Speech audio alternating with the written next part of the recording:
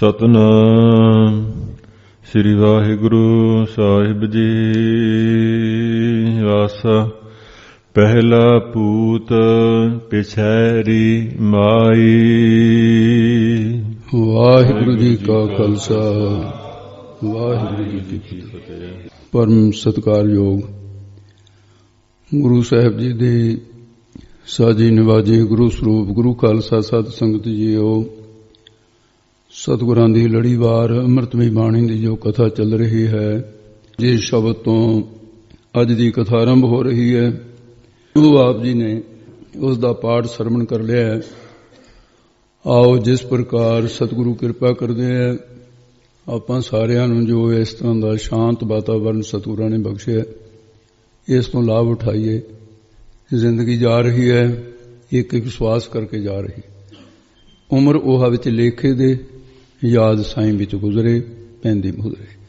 ਸੋ ਆਓ ਜਿਸ ਪ੍ਰਕਾਰ ਸਤਿਗੁਰੂ ਕਿਰਪਾ ਕਰਦੇ ਸੁਣੋ ਜੀ। ਆਸਾ ਰਾਗ ਦੇ ਅੰਦਰ ਹੈ, ਕਿਉਂਕਿ ਭਗਤ ਬਾਣੀ 'ਚ ਇਹ ਕਥਾ ਚੱਲ ਰਹੀ ਹੈ।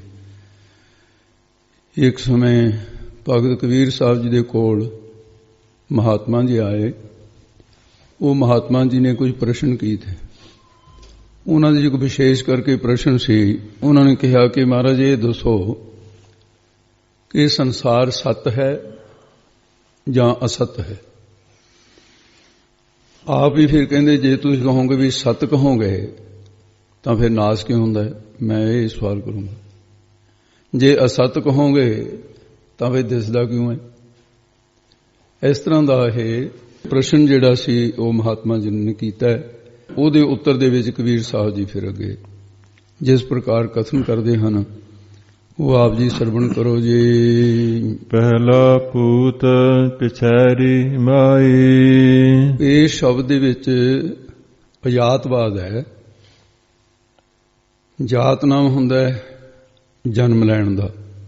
ਅਜਾਤ ਦਾ ਮਤਲਬ ਹੈ ਜਿਹੜਾ ਪੈਦਾ ਹੀ ਨਹੀਂ ਹੋਇਆ, ਜਿਹਦਾ ਜਨਮ ਹੀ ਨਹੀਂ ਹੋਇਆ, ਕੇਵਲ ਪ੍ਰਤੀਤ ਹੋ ਰਿਹਾ।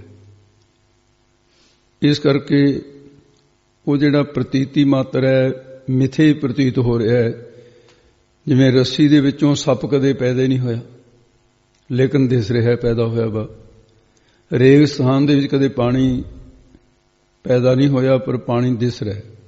ਸਿੱਪੀ ਦੇ ਵਿੱਚ ਕਦੇ ਚਾਂਦੀ ਨਹੀਂ ਪੈਦਾ ਹੋਈ, ਪਰ ਦਿਸ ਰਹੀ ਹੈ, ਪਰ ਹੈ ਨਹੀਂ। ਇਹਨੂੰ ਕਹਿੰਦੇ ਨੇ ਅਜਾਤਵਾਦ। ਹੁਣ ਇਹ ਸਾਰੀਆਂ ਚੀਜ਼ਾਂ ਉਹ ਗਿਣਨਗੇ ਜਿਹੜੀਆਂ ਹੋ ਨਹੀਂ ਸਕਦੀਆਂ। ਕੁਝ ਅਜਿਹੇ ਸ਼ਬਦ ਨੇ ਜਿਵੇਂ ਫੀਲਰ ਬਾਬੀ ਬਲਦ ਪਖਾਵਜ ਪਿੱਛੇ ਆ ਚੁੱਕਾ ਹੈ, ਤੇ ਉਹਦੇ ਵਿੱਚ ਇਸ ਤਰ੍ਹਾਂ ਦੀਆਂ ਦ੍ਰਿਸ਼ਟਾਂਤ ਪ੍ਰਮਾਣ ਦਿੱਤੇ ਹੈ। ਸ਼ਬਦ ਗਹਿਰਾ ਹੈ ਅਰਥਾਂ ਦੇ ਪੱਖ ਤੋਂ। ਪਹਿਲਾ ਅਰਥ ਬੜਾ ਸਰਲ ਹੈ, ਧਿਆਨ ਦੇ ਨਾਲ ਸਰਵਣ ਕਰਨ ਦੀ ਲੋੜ ਹੈ। ਕਬੀਰ ਸਾਹਿਬ ਕਹਿੰਦੇ ਨੇ ਪਹਿਲਾ ਪੂਤ। ਦੁਬਾਰੇ ਬੋਲ ਦਿਓ ਜੀ ਇੱਕ ਵਾਰੀ। ਪਹਿਲਾ ਪੂਤ ਪਿਛੈਰੀ ਮਾਈ। ਤੇ ਇਹ ਜਿਹੜਾ ਰੀ ਪਾਠ ਹੈ ਭਾਈ ਅਲੱਗ ਕਰਨਾ। ਪਿੱਛੇ ਤੇਰੀ, ਇਸ ਤਰ੍ਹਾਂ ਦਾ ਪਾਠ ਹੀ ਮੁੱਖ ਹੈ। ਹੇ ਮਹਾਤਮਾ ਜੀ, ਜਿਵੇਂ ਕੋਈ ਕਹੇ ਕਿ ਪੁੱਤ ਪਹਿਲਾਂ ਜੰਮਿਆ ਤੇ ਪਿਛੈਰੀ ਮਾਈ, ਪਿੱਛੋਂ ਮਾਈ ਮਾਤਾ ਆਈ ਹੈ। ਮਾਤਾ ਬਾਅਦ ਵਿੱਚ ਆਈ ਹੈ, ਪੁੱਤ ਪਹਿਲਾਂ। ਜਦੋਂ ਮਾਈ ਹੈ ਹੀ ਨਹੀਂ ਸੀ ਤਾਂ ਫਿਰ ਮਾਤਾ ਆਈ ਨਹੀਂ, ਪੁੱਤ ਕਿੱਥੋਂ ਜੰਮ ਪਿਆ? ਇਹਨੂੰ ਅਜਾਤਵਾਦ ਕਹਿੰਦੇ ਨੇ। ਇਸ ਤੇ ਆ ਹੋਰ ਪ੍ਰਮਾਣ ਦਿੰਦੇ ਨੇ। ਗੁਰ ਲਾਗੋ ਚੇਲੇ ਕੀ ਪਾਈ। ਗੁਰੂ ਆਪਣੇ ਚੇਲੇ ਦਾਸ ਦੀ ਪਾਈ ਚਰਨੀ ਲੱਗਾ ਹੋਇਆ। ਇਹ ਅਣਹੋਣੀ ਬਾਤ ਹੈ, ਕਿਉਂਕਿ ਚੇਲੇ ਨੇ ਗੁਰੂ ਦੀ ਚਰਨੀ ਲੱਗਣਾ ਜਾਂ ਗੁਰੂ ਨੇ ਚੇਲੇ ਦੀ ਚਰਨੀ ਲੱਗਣੀ? ਇਹ ਹੋ ਨਹੀਂ ਸਕਦੀ ਐਸੀ ਬਾਤ। ਏਕ ਅਚੰਭਵ ਸੁਨੋ ਤੁਮ ਭਾਈ। ਇਹ ਭਾਈ ਇੱਕ ਗੱਲ ਬੜੀ ਅਚਰਜ ਸੁਣੋ ਤੁਸੀਂ, ਹੈ ਮਹਾਤਮਾ ਜੀ। ਦੇਖਤ ਸਿੰਘ ਚਰਾਵਤ ਗਾਈ। ਇਹ ਜੇ ਪ੍ਰਕਾਰ ਕੋਈ ਆਖਣਾ ਕਰੇ ਵੀ ਮੈਂ ਦੇਖਿਆ ਸਿੰਘ ਨਾਮ ਹੈ ਸ਼ੇਰ ਦਾ, ਵੀ ਇਹ ਗਊਆਂ ਚਾਰਦਾ ਸੀ, ਇਹ ਕਿਵੇਂ ਹੋ ਸਕਦਾ ਹੈ? ਉਹਦਾ ਤਾਂ ਖਾਣਾ ਹੈ। ਇਸ ਪ੍ਰਕਾਰ ਅੱਗੇ ਹੋਰ ਦੱਸਦੇ ਨੇ, ਰਹਾਉ ਅਸਥਾਈ ਦੇ ਕੇ ਫਰਮਾਉਂਦੇ ਨੇ। ਜਲ ਕੀ ਮਛਲੀ ਤਰਵਰ ਵਿਆਈ। ਜਲ ਪਾਣੀ ਦੀ ਮੱਛੀ ਜਿਹੜੀ ਹੈ, ਤਰਵਰ ਨਾਮ ਹੈ ਬਿਰਸ਼ ਦਾ। ਅਖੇ ਉਹਦੇ ਤੇ ਚੜ ਗਈ, ਚੜ ਕੇ ਉਹਨੇ ਪ੍ਰਸੂਤਾ ਭਾਵ ਨੂੰ ਪ੍ਰਾਪਤ ਹੋਈ ਤੇ ਬੱਚੇ ਪੈਦਾ ਕਰਦੇ ਬਿਰਸ਼ ਦੇ ਉੱਤੇ ਜਾ ਕੇ। ਮੱਛੀ ਕਿਵੇਂ ਬੱਚੀ ਉਹਦੇ ਪਾਣੀ ਤੇ ਚੜ ਜਾਏਗੀ? ਬਿਰਸ਼ ਦੇ ਉੱਤੇ, ਉਹ ਪਾਣੀ 'ਚ ਰਹਿਣ ਵਾਲੀ ਮੱਛੀ ਹੈ, ਬਿਰਸ਼ ਦੇ ਉੱਤੇ ਚੜ੍ਹਨਾ ਅਸੰਭਵ ਬਾਤ ਹੈ। ਇਹ ਹੋ ਨਹੀਂ ਸਕਦਾ ਹੈ। ਦੇਖਤ ਕੁਤਰਾ ਲੈ ਗਈ ਬਿਲਾਈ। ਵੇਖਦਿਆਂ ਵੇਖਦਿਆਂ ਇਹ ਬਿੱਲੀ ਕੁੱਤੇ ਨੂੰ ਚੱਕ ਕੇ ਲੈ ਗਈ। ਕਿਵੇਂ ਹੋ ਜਾਊਗਾ ਇਹ? ਕੁੱਤਾ ਜਿਹੜਾ ਬਿੱਲੀ ਨੂੰ ਖਾਂਦਾ ਹੈ। ਇਸ ਕਰਕੇ ਉਹ ਚੁੱਕ ਕੇ ਅਖੇ ਲੈ ਵੀ ਮੈਂ ਦੇਖਿਆ। ਕੌਣ ਸੱਚ ਮੰਨੇਗਾ ਇਸ ਗੱਲ ਨੂੰ? ਤਲੈ ਰੇ ਬੈਸਾ ਉਪਰ ਸੂਲਾ। ਕੋਈ ਕਹੇ ਰਹੇ ਹੈ ਭਾਈ ਤਲੇ ਹੇਠਾਂ ਨੂੰ ਤਾਂ ਬੈਸਾ ਨਾਮ ਟਾਹਣੀਆਂ ਨਾ ਤੇ ਸੂਲਾ ਨਾਮ ਹੈ ਮੁੱਢ ਦਾ। ਕਹਿੰਦੇ ਮੁੱਢ ਤਾਹਾਂ ਨੂੰ ਹੈ ਬਿਰਸ਼ ਦਾ। ਸਿਰ ਭਰਨੇ ਹੋਇਆ ਮੈਂ ਦੇਖਿਆ ਬਿਰਸ਼। ਕੌਣ ਮੰਨੂਗਾ ਇਸ ਗੱਲ ਨੂੰ? ਇਸ ਕਰਕੇ ਇਹ ਅਜਾਤਵਾਦ ਹੈ ਜੀ। ਜਿਸ ਕੈ ਪੇੜ ਲੱਗੇ ਫਲ ਫੂਲਾ। ਉਹਦੇ ਪੇਟ ਦੇ ਮੁੱਢ ਦੇ ਵਿੱਚ ਫਲ ਤੇ ਫੁੱਲ ਖੇ ਲੱਗੇ ਨੇ। ਇਹ ਦੇਖਿਆ ਹੈ। ਘੋਰੈ ਚਰ ਭੈਸ ਚਰਾਵਨ ਜਾਏ। ਆਖੇ ਘੋੜੇ ਦੇ ਉੱਤੇ ਚੜ੍ਹ ਕੇ ਤੇ ਉਹ ਕਹਿੰਦੇ ਮੈਸਾ ਜਿਹੜਾ ਝੋਟਾ ਆ ਕੇ ਉਹ ਮੱਝਾਂ ਚਾਰਨ ਵਾਸਤੇ ਗਿਆ ਤੇ ਘੋੜੇ ਦੇ ਉੱਪਰ ਚੜ੍ਹ ਕੇ ਮੱਝ ਗਊਆਂ ਨੂੰ ਘਾਹ ਚਰਾਉਣ ਵਾਸਤੇ ਗਿਆ। ਜੇ ਕੋਈ ਕਹੇ ਇਸ ਪ੍ਰਕਾਰ ਇਹ ਅਣਹੋਣੀ ਬਾਤ ਹੈ। ਬਾਹਰ ਬੈਲ ਗੋਨ ਕਰ ਆਈ। ਫਿਰ ਕਹਿੰਦੇ ਬੈਲ ਬਲਦ ਤਾਂ ਬਾਹਰ ਖੇਤਾਂ ਦੇ ਵਿੱਚ ਰਹਿ ਗਿਆ। ਜਿਹੜੀ ਉੱਤੇ ਗੋਨ ਛੱਠ ਬੋਰੀ ਸਮਾਨ ਪਾਉਣ ਵਾਲਾ ਥੈਲਾ ਉਹ ਘਰ ਆ ਗਿਆ। ਫਿਰ ਬਲਦ ਨਹੀਂ ਆਇਆ। ਜੇ ਆਖੇ ਗੋਨ ਘਰ ਆ ਗਈ। ਉਹ ਕਿਵੇਂ ਆ ਗਿਆ ਜਦੋਂ ਬਲਦ ਨਹੀਂ ਆਇਆ? ਇਸ ਪ੍ਰਕਾਰ ਇਹ ਜਿਹੜੀ ਬਾਤ ਹੈ। ਅੱਗੇ ਹੁਣ ਕਬੀਰ ਸਾਹਿਬ ਜੀ ਹੁਣ ਰਮਜ ਮਾਰਦੇ ਨੇ। ਕਹਿਤ ਕਬੀਰ ਜੋ ਇਸ ਪਦ ਬੂਝੈ। ਕਬੀਰ ਸਾਹਿਬ ਜੀ ਕਹਿੰਦੇ ਮੈਂ ਇਹਦੇ ਚ ਗੂੜ ਗਿਆਨ ਰੱਖਿਆ। ਜਿਹੜਾ ਇਸ ਪਦ ਨੂੰ ਸਮਝ ਲਵੇ, ਇਹਦਾ ਤਾਤਪਰ ਸਮਝ ਲਵੇ ਕਿ ਮੈਂ ਕੀ ਕਹਿ ਰਿਹਾ ਹਾਂ। ਰਾਮ ਰਮਤ ਤਿਸ ਸਭ ਕਿਛ ਸੂਝੈ। ਉਹਨੂੰ ਰਾਮ ਪਰਮੇਸ਼ਰ ਜੋ ਰਮਿਆ ਹੋਇਆ, ਪਰਮੇਸ਼ਰ ਦੇ ਨਾਮ ਨੂੰ ਰਮਤ ਜਪਦਿਆਂ ਤੇ ਉਸ ਨੂੰ ਸਭ ਸਾਰਾ ਕੋਈ ਸੂਝ ਆਵੇਗਾ। ਭਾਵ ਸੂਝ ਸਮਝ ਪੈ ਜਾਏਗੀ ਕਿ ਮੈਂ ਕੀ ਕਹਿ ਰਿਹਾ ਹਾਂ। ਤੋ ਇਸ ਕਰਕੇ ਕਬੀਰ ਸਾਹਿਬ ਜੀ ਨੇ ਰਮਜ ਮਾਰੀ ਹੈ। ਤੇ ਮਹਾਰਾਜ ਕਬੀਰ ਸਾਹਿਬ ਜੀ ਕਹਿੰਦੇ ਨੇ, ਹੇ ਮਹਾਤਮਾ ਜੀ ਵੀ 10 ਗੱਲਾਂ ਹੋ ਸਕਦੀਆਂ। ਉਹ ਕਹਿੰਦਾ ਨਾ ਜੀ ਇਹ ਤਾਂ ਨਹੀਂ ਹੋਇਆ। ਅਣਹੋਣੀਆਂ ਗੱਲਾਂ ਨੇ, ਇਹ ਕਿਵੇਂ ਹੋ ਸਕਦੀਆਂ? ਕਹਿੰਦੇ ਇਸੇ ਤਰ੍ਹਾਂ ਇਹ ਸੰਸਾਰ ਅਣਹੋਇਆ ਮਿਥਿਆ ਹੀ ਪ੍ਰਤੀਤ ਹੋ ਰਿਹਾ ਹੈ। ਜਿਵੇਂ ਇਹ ਗੱਲਾਂ ਝੂਠੀਆਂ, ਸੰਸਾਰ ਵੀ ਝੂਠਾ ਹੈ। ਤੇ ਉਹ ਕਬੀਰ ਸਾਹਿਬ ਜੀ ਨੇ ਇਹਨੂੰ ਕਹਿੰਦੇ ਅਜਾਤਵਾਦ। ਤੇ ਇਸ ਪ੍ਰਕਾਰ ਫਿਰ ਜਿਹੜਾ ਹੈ ਬਈ ਇਹ ਅਣਹੋਣੀਆਂ ਗੱਲਾਂ ਕਹਿ ਕੇ ਸੰਸਾਰ ਨੂੰ ਜਿਹੜਾ ਝੂਠਾ ਸਾਬਤ ਕੀਤਾ ਹੈ। ਹੁਣ ਅੱਗੇ ਦੂਸਰੇ ਅਰਥ ਵਿੱਚ ਦੱਸਦੇ ਹਨ ਜੀ। ਅੰਤਰੀ ਭਾਵ ਇਸ ਦਾ ਪਹਿਲਾ ਪੂਤ ਪਿਛੈਰੀ ਮਾਈ। ਹੁਣ ਪ੍ਰਸ਼ਨ ਹੈ ਜਿਗਿਆਸੂ ਵੱਲੋਂ, ਇਹ ਜੀਵ ਦੇ ਵਿੱਚ ਫਰਕ ਕਿਉਂ ਪੈ ਗਿਆ? ਫਿਰ ਪਰਮਾਤਮਾ ਦੇ ਨਾਲੋਂ ਫਰਕ ਕਿਉਂ ਪੈ ਗਿਆ? ਅਲੱਗ ਕਿਵੇਂ ਹੋ ਗਿਆ ਹੈ? ਕਿਉਂ ਇਹਨੂੰ ਭਰਮ ਪੈ ਗਿਆ? ਕਿਉਂ ਸੰਸਾਰ ਦਿਸ ਰਿਹਾ ਹੈ ਇਸ ਨੂੰ? ਉੱਤਰ ਵੇਦ ਵਿੱਚ ਫਰਮਾਉਂਦੇ ਨੇ, ਕਹਿੰਦੇ ਪਹਿਲਾਂ ਪੂਤ ਰੀ ਦਾ ਅਰਥ ਹੈ ਭਾਈ ਪਹਿਲਾਂ ਮਾਤਾ ਦੇ ਗਰਭ ਦੇ ਵਿੱਚ ਇਹ ਜੀਵ ਹੈ ਜਿਹੜਾ ਇਹ ਪੂਤ ਪਵਿੱਤਰ ਸੀ। ਪੂਤ ਦਾ ਅਰਥ ਇੱਥੇ ਪਵਿੱਤਰ। ਇਹ ਪਵਿੱਤਰ ਸੀ ਭਾਵ ਉੱਥੇ ਸਵਾਸ ਨਾਮ ਜਪਦਾ ਸੀ। ਆਪਣੇ 100 ਜਨਮਾਂ ਤੱਕ ਦਾ ਇਹਨੂੰ ਗਿਆਨ ਸੀ ਉਸ ਵੇਲੇ। ਮੈਂ ਕਿਹੜੇ ਜਨਮ ਦੇ ਵਿੱਚੋਂ ਕਿੱਥੇ ਕੀ ਕੀਤਾ, ਕਿੱਥੋਂ ਆਇਆ। ਇਸ ਕਰਕੇ ਪਰ ਜਦੋਂ ਇਸ ਨੇ ਜਨਮ ਲਿਆ ਤਾਂ ਫਿਰ ਪਿਛੈਰੀ ਮਾਈ ਜਨਮ ਲੈਣ ਦੀ ਗੱਲ ਸੀ। ਪਿੱਛੋਂ ਫਿਰ ਮਾਇਆ ਆ ਕੇ ਲੱਗ ਗਈ। ਲਿਵ ਟੁੱਟ ਗਈ ਇਸ ਦੀ।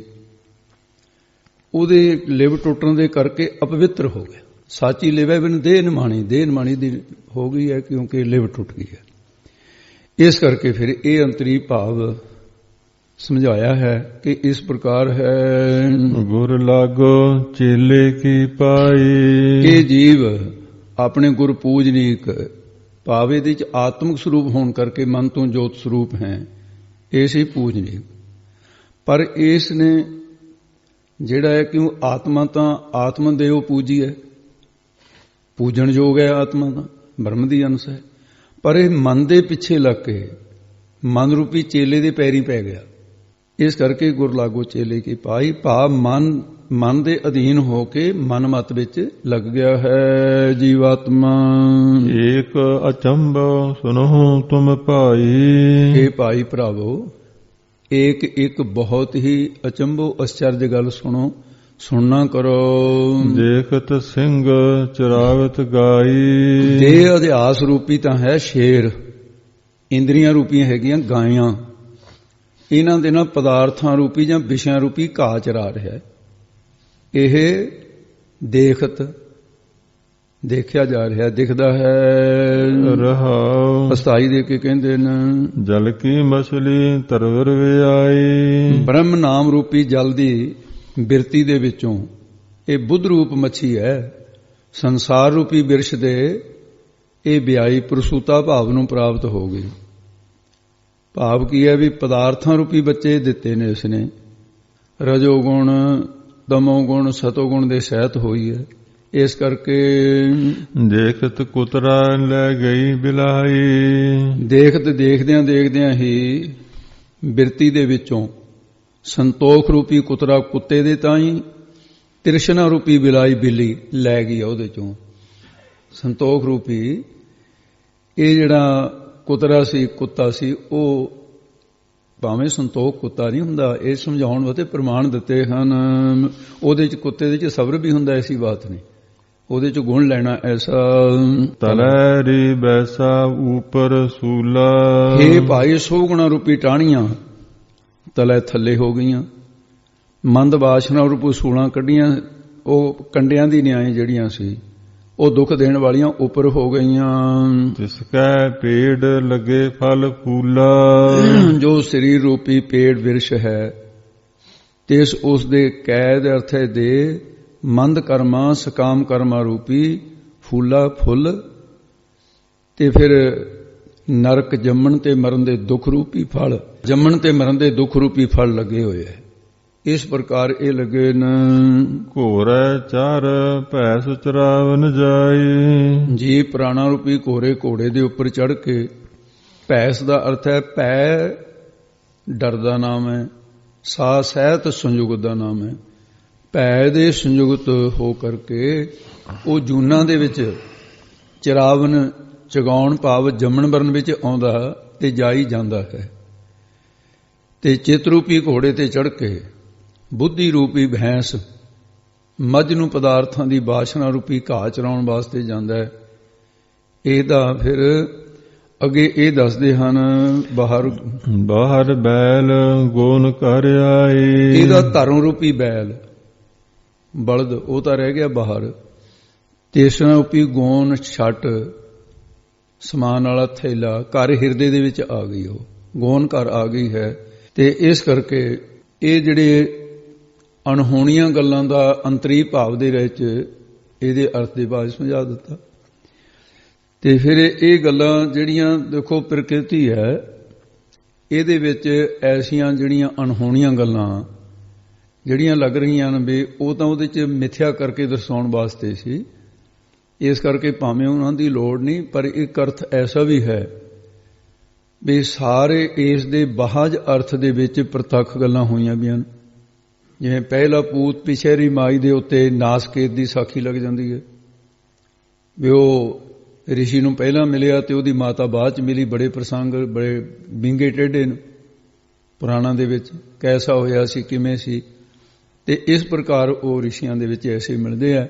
ਤੇ ਸ਼ੇਰ ਨੇ ਜਿਵੇਂ ਬਾਬੇ ਬੁੱਢਣ ਸ਼ਾਹ ਦੀਆਂ ਬੱਕਰੀਆਂ ਚਾਰੀਆਂ, ਤੇ ਸ਼ੇਰ ਦੇ ਗਾਂ ਨੂੰ ਚਾਰਨ ਦੀ ਸਾਖੀ ਵੀ ਆਉਂਦੀ ਹੈ, ਨਾਰਾਇਣ ਹਰਿਪਦੇਵ 'ਚ ਲਿਖੀ ਹੋਈ ਹੈ। ਤੇ ਇਸ ਪ੍ਰਕਾਰ ਵੀ ਇਹ ਸਾਖੀਆਂ ਜਿਹੜੀਆਂ ਬਾਹਰ, ਉਹਦਾ ਫਿਰ ਅੰਤਰੀ ਭਾਵ ਹੀ ਲਿਆ ਆਪਾਂ ਨੇ, ਉਹ ਛੱਡ ਦਿੱਤਾ। ਵੈਸੇ ਮਹਾਂਪੁਰਖਾਂ ਨੇ ਉਹ ਵੀ ਅਰਥ ਕੀਤਾ ਇਹਦਾ। ਤੋ ਇਸ ਕਰਕੇ ਅੰਤਰੀ ਭਾਵ ਦੇ ਵਿੱਚ ਇੱਕ ਬਹੁਤ ਵੱਡਾ ਭੰਡਾਰਾ ਹੈ। ਜਿੰਨੇ ਕੁ ਬੁੱਧ ਸਾਂਭ ਸਕੇ ਉਹੀ ਆ। ਵੱਡਿਆਂ ਦੀਆਂ ਗੱਲਾਂ ਵੱਡਿਆਂ ਦੇ ਨਾਲ ਉਹ ਸਮੁੰਦਰ ਰੂਪ ਸਨ। ਸੋ ਆਓ ਤੀਸਰੇ ਅਰਥ ਵਿੱਚ ਭਗਤ ਜੀ ਨੂੰ ਪਰਮੇਸ਼ਰ ਦੀ ਪ੍ਰਾਪਤੀ ਕਿਵੇਂ ਹੋ ਸਕਦੀ ਹੈ ਇਹ ਪ੍ਰਸ਼ਨ ਕੀਤਾ। ਰੱਬ ਕਿਵੇਂ ਮਿਲ ਸਕਦਾ? ਉੱਤਰ ਦੇ ਕਬੀਰ ਸਾਹਿਬ ਜੀ ਫਿਰ ਇਸੇ ਸ਼ਬਦ ਦੇ ਸਿਧਾਂਤ ਅਨੁਸਾਰ ਕਹਿੰਦੇ ਹਨ, ਪਹਿਲਾ ਪੂਤ ਪਿਛੈਰੀ ਮਾਈ। ਇਹ ਭਾਈ ਪਹਿਲਾਂ ਨਿਸ਼ਕਾਮ ਕਰਮ ਕਰਕੇ, ਜਣੀ ਕਾਮਨਾ ਤੋਂ ਰਹਿਤ ਜਿਹੜੀ ਸੇਵਾ ਕਰਨੀ ਹੈ, ਇਹਨੂੰ ਪੂਤ ਪਵਿੱਤਰ ਹੋ ਜਾਵੇ ਪਹਿਲਾਂ। ਤੇ ਜੋ ਜੀਵ ਮਾਈ ਨਾਮ ਹੈ ਮਾਇਆ ਦਾ, ਮਾਇਆ ਇੰਦਰੀਆਂ ਦੇ ਮਗਰ ਲੱਗਾ ਹੋਇਆ ਸੀ, ਮਾਇਆ ਦੇ ਮਗਰ ਲੱਗਿਆ, ਇੰਦਰੀਆਂ ਦੇ ਮਗਰ ਲੱਗਿਆ ਹੋਇਆ, ਇਸ ਨਾਲੋਂ ਹਟ ਜਾਵੇ, ਇੰਦਰੀਆਂ ਤੇ ਵਿਸ਼ਿਆਂ ਤੇ ਮਾਇਆ ਦਾ ਤਿਆਗ ਕਰ ਦੇਵੇ। ਗੁਰ ਲਾਗੂ ਚੇਲੇ ਕੀ ਪਾਈ। ਤੇ ਉਹ ਪਿਛੇਰੀ ਦਾ ਮਤਲਬ ਹੈ ਵੀ ਪਿੱਛੇ ਹਟ ਜਾਵੇ ਤੋਂ ਰੀਹੇ ਭਾਈ ਵੀ ਇਹ ਵਿਸ਼ਿਆਂ ਤੋਂ ਤੇ ਮਾਇਆ ਤੋਂ ਪਿੱਛੇ ਹਟ ਰਹੇ। ਗੁਰ ਲਾਗੋ ਚੇਲੇ ਕੀ ਭਾਈ, ਤੇ ਫਿਰ ਮਨ ਰੂਪੀ ਚੇਲੇ ਨੂੰ ਚਾਹੀਦਾ ਹੈ। ਗੁਰ ਕੌਣ ਹੈ? ਚੇਤਨ। ਚੇਤਨ ਦੀ ਅੰਸ਼ ਕੌਣ ਹੈ? ਆਤਮਾ। ਉਹਦੇ ਪੈਰੀਂ ਲੱਗਣਾ ਕਰ, ਭਾਵ ਉਹਦੇ ਅਨੁਸਾਰੀ ਹੋ ਕੇ ਵਰਤ, ਆਤਮਦਰਸ਼ੀ ਹੋ ਕੇ ਵਰਤੇ। ਗੁਰ ਪਰਮੇਸ਼ਰ ਦੇ ਚਰਨੀ ਲੱਗਣਾ ਕਰੇ। ਫਿਰ ਤੋਂ ਏਕ ਅਚੰਭ ਸੁਨੋ ਤੁਮ ਭਾਈ, ਹੇ ਭਾਈ ਏਕ ਅਜੰਭੋ ਸੁਨੋ ਤੁਮ ਭਾਈ।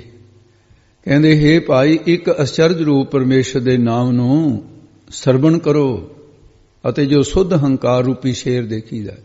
ਜਿਹੜਾ ਸੁੱਧ ਹੰਕਾਰ ਹੈ ਨਾ, ਸੁੱਧ ਹੰਕਾਰ ਰੂਪੀ ਸ਼ੇਰ ਜਿਹੜਾ ਹੈ, ਉਹ ਸ਼ੇਰ ਦੀ ਨਿਆਈਆਂ ਸੁੱਧ ਹੰਕਾਰ ਕਿ ਮੈਂ ਬ੍ਰਹਮ ਦਾ ਸਰੂਪ ਹਾਂ, ਇਹਨੂੰ ਸੁੱਧ ਹੰਕਾਰ ਕਹਿੰਦੇ ਨੇ। ਬਸ ਇੰਨੀ ਫਰਕ ਹੈ। ਜਿਹੜਾ ਮਲਨ ਹੰਕਾਰ ਹੈ ਇਹ ਜੰਮਣ ਮਰਨ ਦਾ ਹੇਤੂ ਹੈ, ਜਿਹੜਾ ਸੁੱਧ ਹੰਕਾਰ ਹੈ ਜੰਮਣ ਮਰਨਾ ਕੱਟਦਾ ਹੈ। ਹੰਕਾਰ ਦੋ ਪ੍ਰਕਾਰ ਦਾ ਹੈ। ਆਪਣੇ ਆਪ ਨੂੰ ਇਹ ਨਿਸ਼ਚੈ ਕਰਨਾ ਕਿ ਬ੍ਰਹਮ ਹਾਂ, ਇਹ ਸੁੱਧ ਹੰਕਾਰ ਹੈ। ਤੋ ਇਸ ਕਰਕੇ ਕਹਿੰਦੇ ਸੁੱਧ ਹੰਕਾਰ ਰੂਪੀ ਜਿਹੜਾ ਸ਼ੇਰ ਹੈ, ਤੇ ਉਹਦੀ ਬਾਬਤ ਕਿਹਾ ਸੁੱਧ ਹੰਕਾਰ ਰੂਪੀ ਸ਼ੇਰ ਦੇਖੀਦਾ, ਉਹ ਸ਼ੇਰ ਦੀ ਨਿਆਈ ਹੈ। ਤੇ ਕਿਸ ਪ੍ਰਕਾਰ ਫਿਰ ਦੇਖਤ ਸਿੰਘ ਦੁਆਰੇ ਬੋਲੋ ਜੀ। ਦੇਖਤ ਸਿੰਘ ਚਰਾਵਤ ਗਾਈ, ਤੇ ਇਸ ਨੂੰ ਇੰਦਰੀਆਂ ਰੂਪੀ ਗਊਆਂ, ਜਿਹੜੇ ਇੰਦਰੀਆਂ ਰੂਪੀ ਗਊਆਂ ਦੇ ਥਾਂ ਤੇ ਕੀ ਸਮਝਣਾ? ਇੰਦਰੀਆਂ। ਸਤ ਸੰਗਤ ਰੂਪੀ ਬਾਗ ਦੇ ਵਿੱਚ ਇਹਨੂੰ ਲਿਜਾ ਕੇ ਸ਼ੁਭ ਗੁਣਾਂ ਦਾ ਘਾਹ ਚਰਾਉਣਾ ਕਰੇ। ਸੁੱਧ ਹੰਕਾਰ ਚਰਾਊਗਾ, ਦੂਸਰੇ ਥੋੜੀ ਚਰਾਉਣਾ। ਉਹ ਸ਼ੇਰ ਦੀ ਨਿਆਈ ਹੈ। ਸ਼ੇਰ ਤੋਂ ਬੱਕਰੀਆਂ ਡਰਦੀਆਂ ਹੁੰਦੀਆਂ ਨੇ, ਗਾਵਾਂ ਡਰਦੀਆਂ ਨੇ। ਸੁੱਧ ਹੰਕਾਰ ਤੋਂ ਫਿਰ ਇਹ ਵਿਸ਼ਿਆਂ ਤੋਂ ਡਰ ਕੇ ਉਧਰ ਜੁੜ ਜਾਂਦਾ ਹੈ। ਇਸ ਪ੍ਰਕਾਰ ਕਸਨ ਕੀਤਾ ਹੈ। ਤੇ ਇਸ ਕਰਕੇ ਅੱਗੇ ਹੁਣ ਦੱਸਦੇ ਹਨ ਰਹਾਉ। ਹਾਂਜੀ, ਰਹਾਉ ਸਥਾਈ ਦੇ ਕੇ ਕਹਿੰਦੇ ਨੇ ਜਲ ਕੀ ਮਛਲੀ ਤਰਵਰ ਵਿਆਈ, ਕਹਿੰਦੇ ਪਦਾਰਥਾਂ ਰੂਪੀ ਜਲ ਦੇ ਵਿੱਚ ਰਹਿਣ ਵਾਲੀ ਕੌਣ ਹੈ? ਬੁੱਧ ਰੂਪ ਮੱਛੀ ਹੈ। ਇਹ ਪਦਾਰਥਾਂ ਦਾ ਪਾਣੀ ਹੈ, ਬੁੱਧੀ ਰੂਪੀ ਜਿਹੜੀ ਮੱਛੀ ਹੈ ਉਹਦੇ ਵਿੱਚ। ਪਰ ਇਹ ਜਿਹੜੀ ਹੈ ਨਾ ਪਦਾਰਥਾਂ ਰੂਪੀ ਜਲ ਦੇ ਵਿੱਚ ਰਹਿਣ ਵਾਲੀ ਬੁੱਧ ਰੂਪ ਮੱਛੀ ਸਤਸੰਗਤ ਰੂਪੀ ਬਿਰਸ਼ ਤੇ, ਸਤਸੰਗਤ ਕੀ ਹੈ? ਬਿਰਸ਼ ਦੀ ਨਿਆਈ, ਉਹਦੇ ਤੇ ਚੜ ਜਾਏ, ਜਾਣੀ ਸਤਸੰਗਤ ਵਿੱਚ ਚਲੀ ਜਾਏ। ਫੇਰ ਕੀ ਹੋਏਗਾ? ਪ੍ਰਸੂਤਾ ਭਾਵ ਨੂੰ ਪ੍ਰਾਪਤ ਹੋਈ। ਪ੍ਰਸੂਤਾ ਦਾ ਮਤਲਬ ਹੈ ਬੱਚਿਆਂ ਨੂੰ ਜਨਮ ਦੇਣਾ। ਔਰਤ ਦੇ ਜਦੋਂ ਬੱਚੇ ਜੰਮਦੇ ਆ ਜਾਂ ਗਾਂ ਮੱਝ ਦੇ ਨੂੰ ਪ੍ਰਸੂਤਾ ਭਾਵ ਕਹਿੰਦੇ। ਕਹਿੰਦੇ ਇੱਧਰ ਇਹ ਬੁੱਧ ਜਿਹੜੀ ਹੈ ਜਦੋਂ ਸਤਸੰਗਤ ਰੂਪੀ ਬਿਰਸ਼ ਤੇ ਚੜ੍ਹਦੀ ਹੈ, ਉਤੇ ਸਰਵਣ ਮੰਨਣ ਨਿਧਿਆਸਨ ਰੂਪੀ ਬੱਚੇ ਦੇਣਾ ਕੀਤੇ ਨੇ। ਤੇ ਫਿਰ ਇਸ ਪ੍ਰਕਾਰ ਇਹ ਵਿਆਹੀ ਹੈ। ਆਪਾਂ ਸੂਣਾ ਕਹਿੰਦੇ ਆ ਆਪਣੀ ਪੰਜਾਬ ਦੀ ਬੋਲੀ ਦੇ ਵਿੱਚ, ਤੇ ਰਾਜਸਥਾਨ ਚਲੇ ਜਾਓ, ਹੋਰ ਅੱਗੇ ਚਲੇ ਜਾਓ, ਉਹ ਵਿਆਹੀ ਕਹਿੰਦੇ ਆ ਵੀ ਮੇਰੀ ਗਾਂ ਵਿਆਹੀ ਹੈ। ਵਿਆਹੁਣਾ ਪ੍ਰਸੂਤਾ ਭਾਵ ਨੂੰ ਪ੍ਰਾਪਤ ਹੋਣਾ। ਇਸ ਕਰਕੇ ਅੱਗੇ ਦੱਸਦੇ ਹਨ ਜੇ ਫਿਰ ਦੇਖਤ ਕੁਤਰਾ ਲੈ ਗਈ ਬਿਲਾਈ, ਕਹਿੰਦੇ ਫਿਰ ਲੋਭ ਰੂਪੀ ਕੁੱਤੇ ਦੇ ਦੇਖਦਿਆਂ ਦੇਖਦਿਆਂ ਹੀ ਸੰਤੋਖ ਦੀ ਬਿਰਤੀ ਰੂਪੀ ਬਿੱਲੀ ਜਿਹੜੀ ਆ ਚੁੱਕ ਕੇ ਲੈ ਗਈ। ਭਾਵ ਸੰਤੋਖ ਨੇ ਲੋਭ ਨੂੰ ਮਾਰ ਦਿੱਤਾ। ਸੰਤੋਖ ਨੇ ਇਹ ਅੰਤਰੀ ਭਾਵ ਨਾ ਥੋੜਾ ਜਿਹਾ ਹੋਰ ਜ਼ਿਆਦਾ ਜਿੰਨਾ ਬਰੀਕ ਦਿਮਾਗ ਕਰਕੇ ਕਹੋਗੇ ਥੋੜੀ ਜਿਹੀ ਕਥਾ ਔਖੀ ਹੈ ਅੱਜ ਦੀ। ਜਿੰਨਾ ਕੁ ਬੁੱਧ ਵਿੱਚ ਪੈ ਸਕਦੇ ਹੋ, ਦੇਖੋ ਖਾਲ ਦੇ ਵਿੱਚ ਨੂੰ ਪਾਣੀ ਜਾਂਦਾ ਹੈ, ਸਾਰਾ ਕਿਆਰੇ ਚਲੇ ਜਾਂਦਾ, ਖਾਲ ਦੇ ਵਿੱਚ ਤਾਂ ਰਹਿੰਦੀ ਨਹੀਂ। ਪਰ 3-3 ਦਿਨ ਤੱਕ ਖਾਲ ਦੇ ਵਿੱਚ ਸਿਲ ਤਾਂ ਰਹਿੰਦੀ ਹੈ। ਇਹ ਠੀਕ ਹੈ ਵੀ ਸਾਰੇ ਅਰਥ ਯਾਦ ਨਹੀਂ ਰਹਿ ਸਕਦੇ, ਪਰ ਗਿੱਲ ਤਾਂ ਰਹੂਗੀ ਨਾ, ਸੰਸਕਾਰ ਤਾਂ ਬਣਨਗੇ। ਇਸ ਕਰਕੇ ਤਕੜੇ ਹੋ ਕੇ ਲੱਗੋ। ਔਖਾ ਕੰਮ ਫਿਰ ਹੋਰ ਕੌਣ ਕਰੂਗਾ? ਸੋ ਇਸ ਪ੍ਰਕਾਰ ਫਿਰ ਅੱਗੇ ਦੱਸਦੇ ਹਨ ਜੀ ਤਨੈਰੀ ਵੈਸਾ ਉਪਰ ਸੂਲਾ। ਤੇ ਹੁਣ ਦੇਖੋ ਜਿਹੜੀਆਂ ਮੰਦ ਬਾਸ਼ਨਾਂ ਨੇ ਇਹ ਤਾਂ ਟਾਹਣੀਆਂ ਸਮਝ ਲਓ, ਇਹ ਥੱਲੇ ਰਹਿ ਗਈਆਂ। ਬਿਰਸ਼ ਦਾ ਦਿੱਤਾ ਸੀ ਨਾ ਪ੍ਰਮਾਣ। ਮੁੱਢ ਰੂਪ ਕੌਣ ਹੈ? ਪਰਮੇਸ਼ਰ। ਪਰਮੇਸ਼ਰ ਦੀ ਪ੍ਰਾਪਤੀ ਰੂਪ ਸ਼ੁਭ ਵਾਸ਼ਨਾ ਉੱਪਰ ਹੋ ਗਈਆਂ, ਮੁੱਢ ਉੱਪਰ ਹੋ ਗਿਆ। ਮੁੱਢ ਹੈ ਪਰਮੇਸ਼ਰ, ਉਹਦੀ ਪ੍ਰਾਪਤੀ ਦੀਆਂ ਸ਼ੁਭ ਵਾਸ਼ਨਾ ਪੈਦਾ ਹੋ ਗਈਆਂ ਹਨ। ਜਿਸ ਕੈ ਪੀੜ ਲੱਗੇ ਫਲ ਫੂਲਾ, ਉਹਦੇ ਅੰਤਸ਼ਕਰਨ ਰੂਪੀ ਬਿਰਸ਼ ਤੇ ਧਰਮ ਰੂਪੀ ਫੁੱਲ ਗਿਆਨ ਰੂਪੀ ਫਲ ਲੱਗ ਪਿਆ ਹੈ। ਘੋੜੈ ਚਰ ਭੈਸ ਚਰਾਵਨ ਜਾਈ। ਤੇ ਇਸ ਕਰਕੇ ਘੋੜੇ ਦੇ ਉੱਤੇ ਚੜ੍ਹ ਕੇ ਜਿਹੜਾ ਚਰ ਸ਼ਬਦ ਹੈ ਇਹਨੂੰ ਥੋੜਾ ਜਿਹਾ ਭਾਰਾ ਬੋਲ ਲੈਣਾ, ਜਿਹੜਾ ਚਰਾਵਨ ਹੈ ਇਹ ਪੋਲਾ ਕਰਕੇ ਬੋਲ, ਸਮਾਨ ਹੈ, ਨਾ ਬਹੁਤਾ ਕਸ ਕੇ ਨਾ ਬਹੁਤਾ ਪੋਲਾ। ਪਹਿਲਾਂ ਜੋ ਹਿਰਦੇ ਰੂਪੀ ਘੋੜੇ ਤੇ ਚੜ੍ਹ ਕੇ ਭੈ ਸ, ਜਿਹੜੀ ਬੁੱਧੀ ਹੈ ਭੈ ਡਰ ਦੇ ਸਹਿ ਸੰਯੁਕਤ ਸੀ, ਹੁਣ ਗੁਰਾਂ ਦੇ ਭੈ ਦੇ ਸੰਯੁਕਤ ਹੋ ਕੇ ਸਤਸੰਗ ਦੇ ਵਿੱਚ ਸੁਭ ਗੁਣਾ ਰੂਪੀ ਚਾਰੇ ਦੇ ਤਾਈਂ ਚਰਾਉਣ ਵਾਸਤੇ ਜਾਂਦੀ ਹੈ। ਇਹ ਅੰਤਰੀ ਭਾਵ ਦੇ ਚ ਐਸਾ ਸਮਝਣਾ। ਬਾਹਰ ਬੈਲ ਗੋਨ ਘਰ ਆਈ, ਜਿਹੜੀ ਆਲਸ ਹੈ, ਆਲਸ ਰੂਪੀ ਬੈਲ, ਇਹ ਬਲਦ ਹੈ। ਆ ਕਈ ਵਾਰੀ ਤੁਹਾਨੂੰ ਪੋਥੀਆਂ ਤੇ ਆਲਸ ਨਹੀਂ ਪੈ ਜਾਂਦੀ, ਇਹ ਬਲਦਪਣਾ ਹੀ ਹੈ, ਇਹ ਪਸ਼ੂਪਣਾ ਹੋ ਜਾਂਦਾ ਵੀ ਅੰਮ੍ਰਿਤ ਵੇਲਾ ਹੋਵੇ ਸੁਸਤੀ ਕਿਵੇਂ ਆ ਜਾਵੇ। ਆਲਸ ਰੂਪੀ ਬੈਲ ਬਾਹਰ ਰਹਿ ਗਿਆ, ਗਿਆਨ ਰੂਪੀ ਗੋਨ ਅੰਤਸ਼ਕਰਨ ਦੇ ਅੰਦਰ ਆ ਕੇ ਪ੍ਰਾਪਤ ਹੋ ਗਈ। ਗਿਆਨ ਅੰਦਰ ਆ ਗਿਆ, ਆਲਸ ਬਾਹਰ ਰਹਿ ਗਈ, ਆਲਸ ਤੋਂ ਰਹਿਤ ਹੋ ਗਿਆ। ਸੇ ਇਸ ਪ੍ਰਕਾਰ ਦੱਸ ਰਹੇ ਹਨ ਜੀ ਅੰਤਰੀ ਭਾਵ ਦੇ ਵਿੱਚ ਜਿੱਥੇ ਇਹ ਅਰਥ ਨ, ਉੱਥੇ ਸਾਧ ਸੰਗਤ ਜੀ ਇਸੇ ਦਾ ਹੋਰ ਵੀ ਇਹਦੇ ਅਰਥ ਸੁਣੋ ਜੀ। ਪਹਿਲਾ ਪੂਤ ਪਿਛੈਰੀ ਮਾਈ, ਇਹਦੇ ਵਿੱਚ ਕਬੀਰ ਸਾਹਿਬ ਨੂੰ ਪ੍ਰਸ਼ਨ ਕੀਤਾ ਵੀ ਸੁੱਧ ਸਰੂਪ ਦੀ ਪ੍ਰਾਪਤੀ ਕਿਵੇਂ ਹੋਵੇ। ਫਿਰ ਉੱਤਰ ਦੇ ਕਬੀਰ ਸਾਹਿਬ ਫਰਮਾਉਂਦੇ ਹਨ ਪਹਿਲਾ ਪੂਤ ਪਿਛੈਰੀ ਮਾਈ, ਪਹਿਲਾਂ ਨਿਸ਼ਕਾਮ ਕਰਮਾਂ ਕਰਕੇ ਅੰਤਸ਼ਕਰਨ ਨੂੰ ਪੂਤ ਪਵਿੱਤਰ ਕਰੇ, ਫਿਰ ਰੀ ਇੰਦਰੀਆਂ ਨੂੰ ਵਿਸ਼ਿਆਂ ਵੱਲੋਂ ਨਾ ਵਿਸ਼ਿਆਂ ਦੇ ਪਿੱਛੇ ਕਰ ਇਹਨੂੰ ਕਰ ਦੇਵੇ, ਭਾਵ ਇੰਦਰੀਆਂ ਦਾ ਦਮਨ ਕਰ ਦੇਵੇ।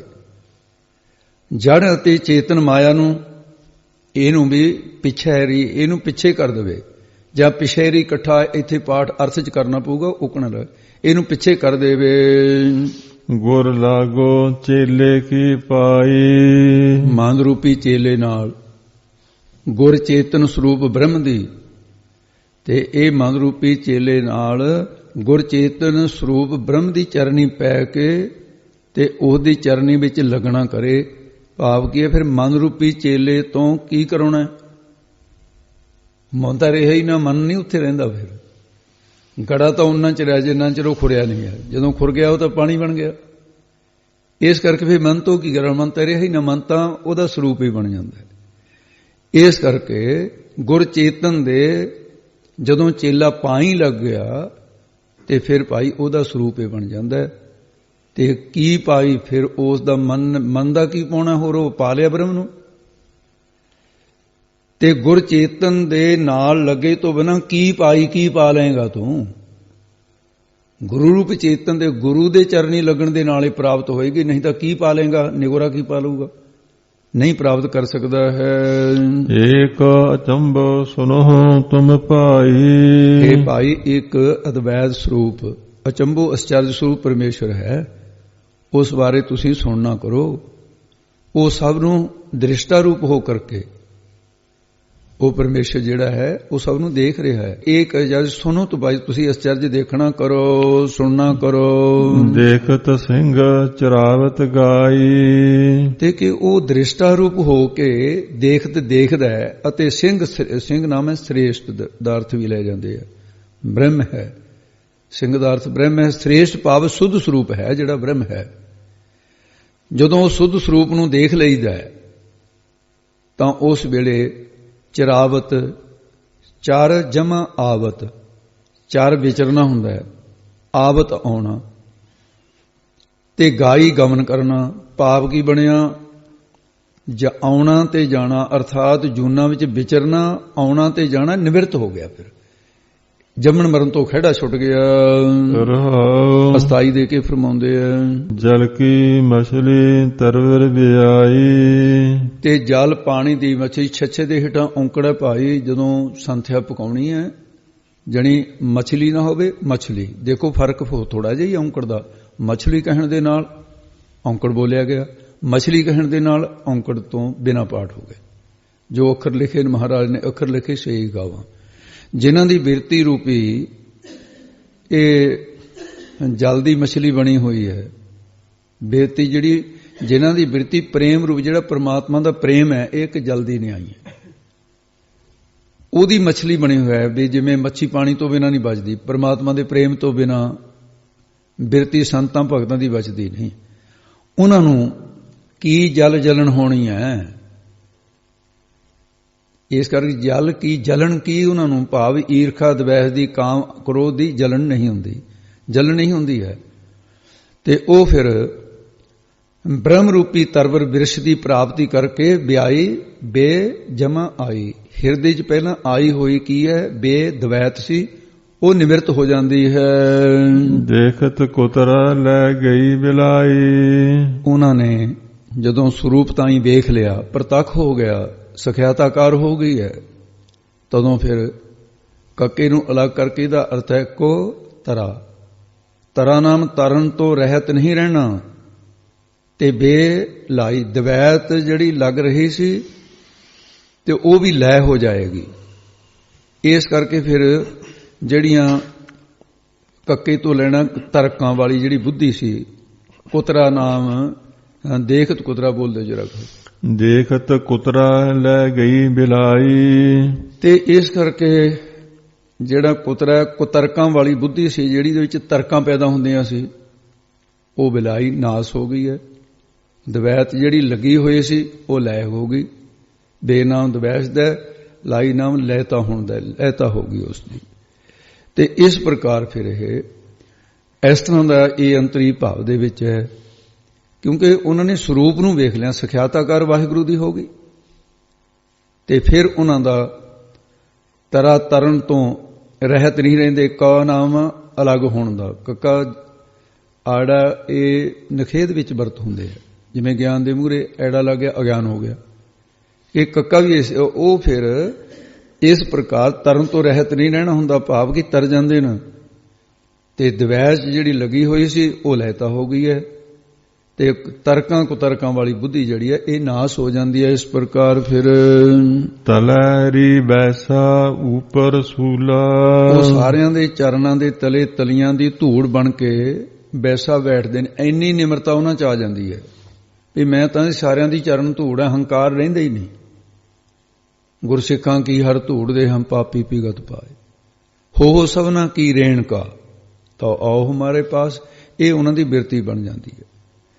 ਇਸ ਪ੍ਰਕਾਰ ਉਹ ਨਿਮਰਤਾ ਦੇ ਵਿੱਚ ਇਉਂ ਸਭ ਦੇ ਤਲੀਆਂ ਦੀ ਧੂੜ ਬਣ ਕੇ ਬੈਸਾ ਬੈਠਦੇ ਨੇ ਤੇ ਸਾਰਿਆਂ ਦੁੱਖਾਂ ਤੋਂ ਉੱਪਰ ਉੱਠ ਜਾਂਦੇ ਨੇ। ਉੱਪਰ ਸੂਲਾ ਨਾਮ ਦੁੱਖਾਂ ਦਾ, ਦੁੱਖਾਂ ਤੋਂ ਉੱਪਰ ਉੱਠ ਗਏ। ਦੁੱਖ ਤਾਂ ਮਨ ਨੂੰ ਵੀ ਆਪਣੇ ਸੀ, ਮਨ ਤਾਂ ਲੀਨ ਹੋ ਗਿਆ ਵਾਹਿਗੁਰੂ ਵਿੱਚ। ਅੱਗੇ ਦੱਸਦੇ ਹਨ, ਜਿਸ ਕੈ ਪੀੜ ਲੱਗੇ ਫਲ ਫੂਲਾ, ਜੋ ਤਿਸ ਉਸ ਬ੍ਰਹਮ ਰੂਪੀ ਪੇੜ ਵਿਰਸ਼ ਦੇ ਨਾਲ ਲੱਗੇ ਨੇ, ਉਹਨਾਂ ਨੂੰ ਸਿਮਰਨ ਰੂਪੀ ਫੁੱਲ, ਬ੍ਰਹਮਾਨੰਦ ਰੂਪੀ ਫਲ ਲੱਗਦਾ ਹੈ। ਤਿਸ ਕੈ ਪੇੜ ਲੱਗੇ ਫਲ ਫੂਲਾ, ਜਾਂ ਉਹਨਾਂ ਬ੍ਰਹਮ ਗਿਆਨੀਆਂ ਦੀ ਸੰਗਤ ਰੂਪ ਪੇਡੇ ਨਾਲ ਲੱਗੇ ਨੇ, ਉਹਨਾਂ ਨੂੰ ਧਰਮ ਰੂਪੀ ਫੁੱਲ ਤੇ ਬ੍ਰਹਮ ਗਿਆਨ ਰੂਪੀ ਫਲ ਲੱਗਦੇ ਨੇ। ਇਹ ਪ੍ਰਾਪਤ ਹੁੰਦੇ ਹਨ। ਘੋਰੇ ਚਰ ਭੈਸ ਚਰਾਵਨ ਜਾਈ। ਪਹਿਲਾਂ ਜੋ ਘੋਰੇ, ਇੱਥੇ ਘੋਰੇ ਦਾ ਅਰਥ ਪਹਿਲਾਂ ਤਾਂ ਘੋੜਾ ਕੀਤਾ, ਇਹਨਾਂ ਨੂੰ ਘੋੜਾ ਨਹੀਂ। ਘੋਰੇ ਦਾ ਅਰਥ ਘੋਰ, ਭਿਆਨਕ। ਉਹ ਕੀ ਸੀ? ਜਮਾਂ ਦਾ ਮਾਰਗ। ਤੇ ਜਿਸ ਦੇ ਵਿੱਚ ਭੈ ਦੇ ਸਹਿਤ ਤੇ ਚਰ ਨਾਮ ਵਿਚਰਨ ਦਾ, ਵਿਚਰਨਾ ਹੁੰਦਾ ਸੀ। ਜੂਨਾ ਵਿੱਚ ਜਾਂਦੇ ਸੀ, ਧਰਮਰਾਜ ਦੀ ਤਾੜਨਾ ਸਹਿਣੀ ਪੈਂਦੀ ਸੀ। ਧਰਮਰਾਜ ਦੇ ਦਿੱਤੇ ਡੰਨ ਜਿਹੜੇ ਸਹਿਣੇ ਪੈਂਦੇ ਸੀ। ਤੇ ਇਸ ਕਰਕੇ ਫਿਰ ਉਹ ਨਰਕਾਂ ਸੁਰਗਾਂ ਦੇ ਵਿੱਚ ਜਾਂ ਜਮਾਂ ਦੀਆਂ ਸਾਸਨਾਂ ਜਿਹੜਾ ਉਹ ਬਹੁਤ ਬੁਰੀਆਂ ਨੇ, ਭਿਆਨਕ ਨੇ। ਜਮ ਜਿਹੜੇ ਕੁੱਟਦੇ ਮਾਰਦੇ ਆ ਨਾ, ਤੇ ਹਿਰਦਾ ਕੰਬ ਜਾਂਦਾ, ਜਿਵੇਂ ਗ੍ਰੰਥਾਂ ਦੇ ਵਿੱਚ ਲਿਖਿਆ ਵੀ ਕੀ ਹਾਲ ਹੁੰਦਾ ਇਹਦਾ। ਤੋ ਇਸ ਕਰਕੇ ਫਿਰ ਕਹਿੰਦੇ ਚਰਾਵਨ ਜਾਈ, ਚਰ ਆਵਨ। ਤੇ ਇਹ ਜੂਨਾਂ ਦੇ ਵਿੱਚ ਫਿਰ ਚੜ੍ਹ ਕੇ ਆਵਨ ਆਉਣਾ ਜਾਈ ਜਾਂਦਾ ਰਹਿੰਦਾ, ਪ੍ਰਾਣਾ ਰੂਪੀ ਘੋੜੇ ਤੇ ਚੜ੍ਹ ਕੇ। ਹੁਣ ਘੋੜੇ ਦਾ ਅਰਥ ਹੈ ਦੁਬਾਰੇ ਪਰਮੇਸ਼ਰ ਦੇ ਭੈ ਦੇ ਸੰਯੁਕਤ ਹੋ ਕੇ, ਭੈ ਦੇ ਸਹਿਤ ਹੋ ਕੇ। ਚਰ ਆਵ ਨਾ ਜਾਈ, ਚਰ ਵਿਚਰਨਾ ਤੇ ਆਵ ਆਉਣਾ, ਜਾਈ ਜਾਣਾ, ਸਭ ਨਾ ਨਿਵਰਤ ਹੋ ਗਿਆ ਹੈ ਇਸ ਦਾ। ਫਿਰ ਨਹੀਂ ਐਸਾ ਆਉਣਾ ਜਾਣਾ ਹੁੰਦਾ। ਬਾਹਰ ਬੈਲ ਗੁਣ ਕਰ ਆਈ, ਜਾਂ ਫਿਰ ਇਹ ਵੀ ਹੈ ਵੀ ਬ੍ਰਹਮ ਗਿਆਨੀਆਂ ਦੇ ਪਾਸ ਘੋਰਾ ਚਰ ਭੈਸ ਚਰਾਵਨ ਜਾਈ। ਉਹਨਾਂ ਬ੍ਰਹਮ ਗਿਆਨੀ ਦੇ ਪਾਸ ਘੋਰ ਭਿਆਨਕ ਜਮ ਭੈਸ ਝੋਟੇ ਦੇ ਉੱਪਰ ਚੜ੍ਹ ਕੇ ਆਉਂਦਾ ਨਹੀਂ ਹੈ। ਫਿਰ ਇਸ ਕਰਕੇ ਬਾਹਰ ਬੈਲ ਗੁਣ ਘਰ ਆਈ। ਤੇ ਬ੍ਰਹਮ ਗਿਆਨੀ ਜਿਹੜੇ ਨੇ ਉਹ ਕਿਸੇ ਲੋਕ ਨੂੰ ਜਾਂਦੇ ਨਹੀਂ ਹੈ, ਉਹਨਾਂ ਦੇ ਪ੍ਰਾਣ ਗਮਨ ਨਹੀਂ ਕਰਦੇ, ਭਾਵ ਮੁਕਤ ਹੋ ਜਾਂਦੇ ਨੇ। ਤੇ ਇਸ ਕਰਕੇ ਇਸ ਪ੍ਰਕਾਰ ਉਹਨਾਂ ਦਾ ਬਾਹਰ ਵੈਲ ਗੌਣ ਕਰ ਆਈ। ਐਸਾ ਉਹਨਾਂ ਦਾ ਜਿਹੜਾ ਮਨ ਰੂਪੀ ਵੈਲ ਸੰਸਾਰ ਦੇ ਵਿਹਾਰਾਂ ਵਾਲਾ ਸੀ, ਉਹ ਹੁਣ ਬਾਹਰ ਹੀ ਹੋ ਗਿਆ, ਬਾਹਰ, ਤੇ ਉਹਦਾ ਅਭਾਵ ਹੋ ਗਿਆ। ਮੁਕਤੀ ਬ੍ਰਹਮ ਵਿਦਿਆ ਰੂਪੀ ਗੌਣ ਹਿਰਦੇ ਰੂਪੀ ਘਰ ਦੇ ਵਿੱਚ ਆ ਗਈ, ਇਸਤਤ ਹੋ ਗਈ ਹੈ, ਸਰੂਪ ਰੂਪੀ ਘਰ ਵਿੱਚ ਆ ਜਾਂਦੇ ਹਨ। ਕਹਿਤ ਕਬੀਰ ਜੋ ਇਸ ਪਦ ਬੂਝੈ। ਕਬੀਰ ਸਾਹਿਬ ਜੀ ਕਹਿੰਦੇ ਨੇ, ਹੇ ਸੰਤ ਜਨੋ, ਹੇ ਜਿਗਿਆਸੂ ਜਨੋ, ਜਿਹੜਾ ਮੇਰੇ ਇਸ ਸ਼ਬਦ ਦੇ ਅਰਥਾਂ ਨੂੰ ਚੰਗੀ ਤਰ੍ਹਾਂ ਸਮਝ ਲਏਗਾ, ਇਸ ਪਦ ਨੂੰ ਚੰਗੀ ਤਰ੍ਹਾਂ ਬੁੱਝ ਲਏਗਾ, ਜਿਹੜੀਆਂ ਮੈਂ ਬੁਝਾਰਤਾਂ ਪਾਈਆਂ ਨੇ, ਤੇ ਜਾਂ ਫਿਰ ਕਬੀਰ ਸਾਹਿਬ ਕਹਿੰਦੇ ਜਿਹੜਾ ਜੋ ਤੂੰ ਪਦ ਦੇ ਤਤ ਪਦ ਦਾ ਲੱਖ ਅਰਥ ਰੂਪ ਬ੍ਰਹਮ ਹੈ, ਜਿਹੜਾ ਇਸ ਪਦ ਬ੍ਰਹਮ ਨੂੰ ਗੁਰਾਂ ਦੁਆਰਾ ਬੁੱਝ ਲੈਂਦਾ ਹੈ। ਰਾਮ ਰਮਤ ਤਿਸ ਸਭ ਕਿਛ ਸੂਝੈ। ਉਹ ਰਾਮ ਪਰਮੇਸ਼ਰ ਦੇ ਜਸ ਨੂੰ ਰਮਤ ਉਚਾਰਨ ਕਰਦਾ ਹੈ, ਉਹਨੂੰ ਸਭ ਸਾਰਾ ਕੁਝ ਸੰਸਾਰ ਆਦਿਕ ਬ੍ਰਹਮ ਦੀ, ਉਹ ਬ੍ਰਹਮ ਹੀ ਸੁਝ ਆਉਂਦਾ ਹੈ ਕਿ ਸਭ ਕੁਝ ਸਭ ਹੈ ਬ੍ਰਹਮ, ਬ੍ਰਹਮ ਹੈ ਪਸਰਿਆ। ਉਹਨਾਂ ਦੀ ਬਿਰਤੀ ਜਤਰ ਜਤਰ ਮਨੋ ਜਾਤੀ, ਤਤਰ ਤਤਰ ਬ੍ਰਹਮ ਦ੍ਰਿਸ਼ਟਾਤੀ। ਉਹ ਜਿੱਥੇ ਵੀ ਦੇਖਦੇ ਨੇ ਪ੍ਰਮਾਤਮਾ ਹੀ ਦਿਖਦਾ ਹੈ। ਤੇ ਇਸ ਕਰਕੇ ਫਿਰ ਉਹਨਾਂ ਰਾਮ ਰਮ ਤੇ ਸਭ ਕਿਛ ਸੁਝੇ, ਸਾਰਿਆਂ ਥਾਵਾਂ ਤੇ ਰੱਬ ਹੀ ਦਿਸਦਾ। ਨਾਮਦੇਵ ਜੀ 72 ਵਾਰ ਸਰਗੁਣ ਸਰੂਪ ਧਾਰ ਕੇ ਦਰਸ਼ਨ ਦਿੱਤੇ ਪ੍ਰਮਾਤਮਾ ਨੇ।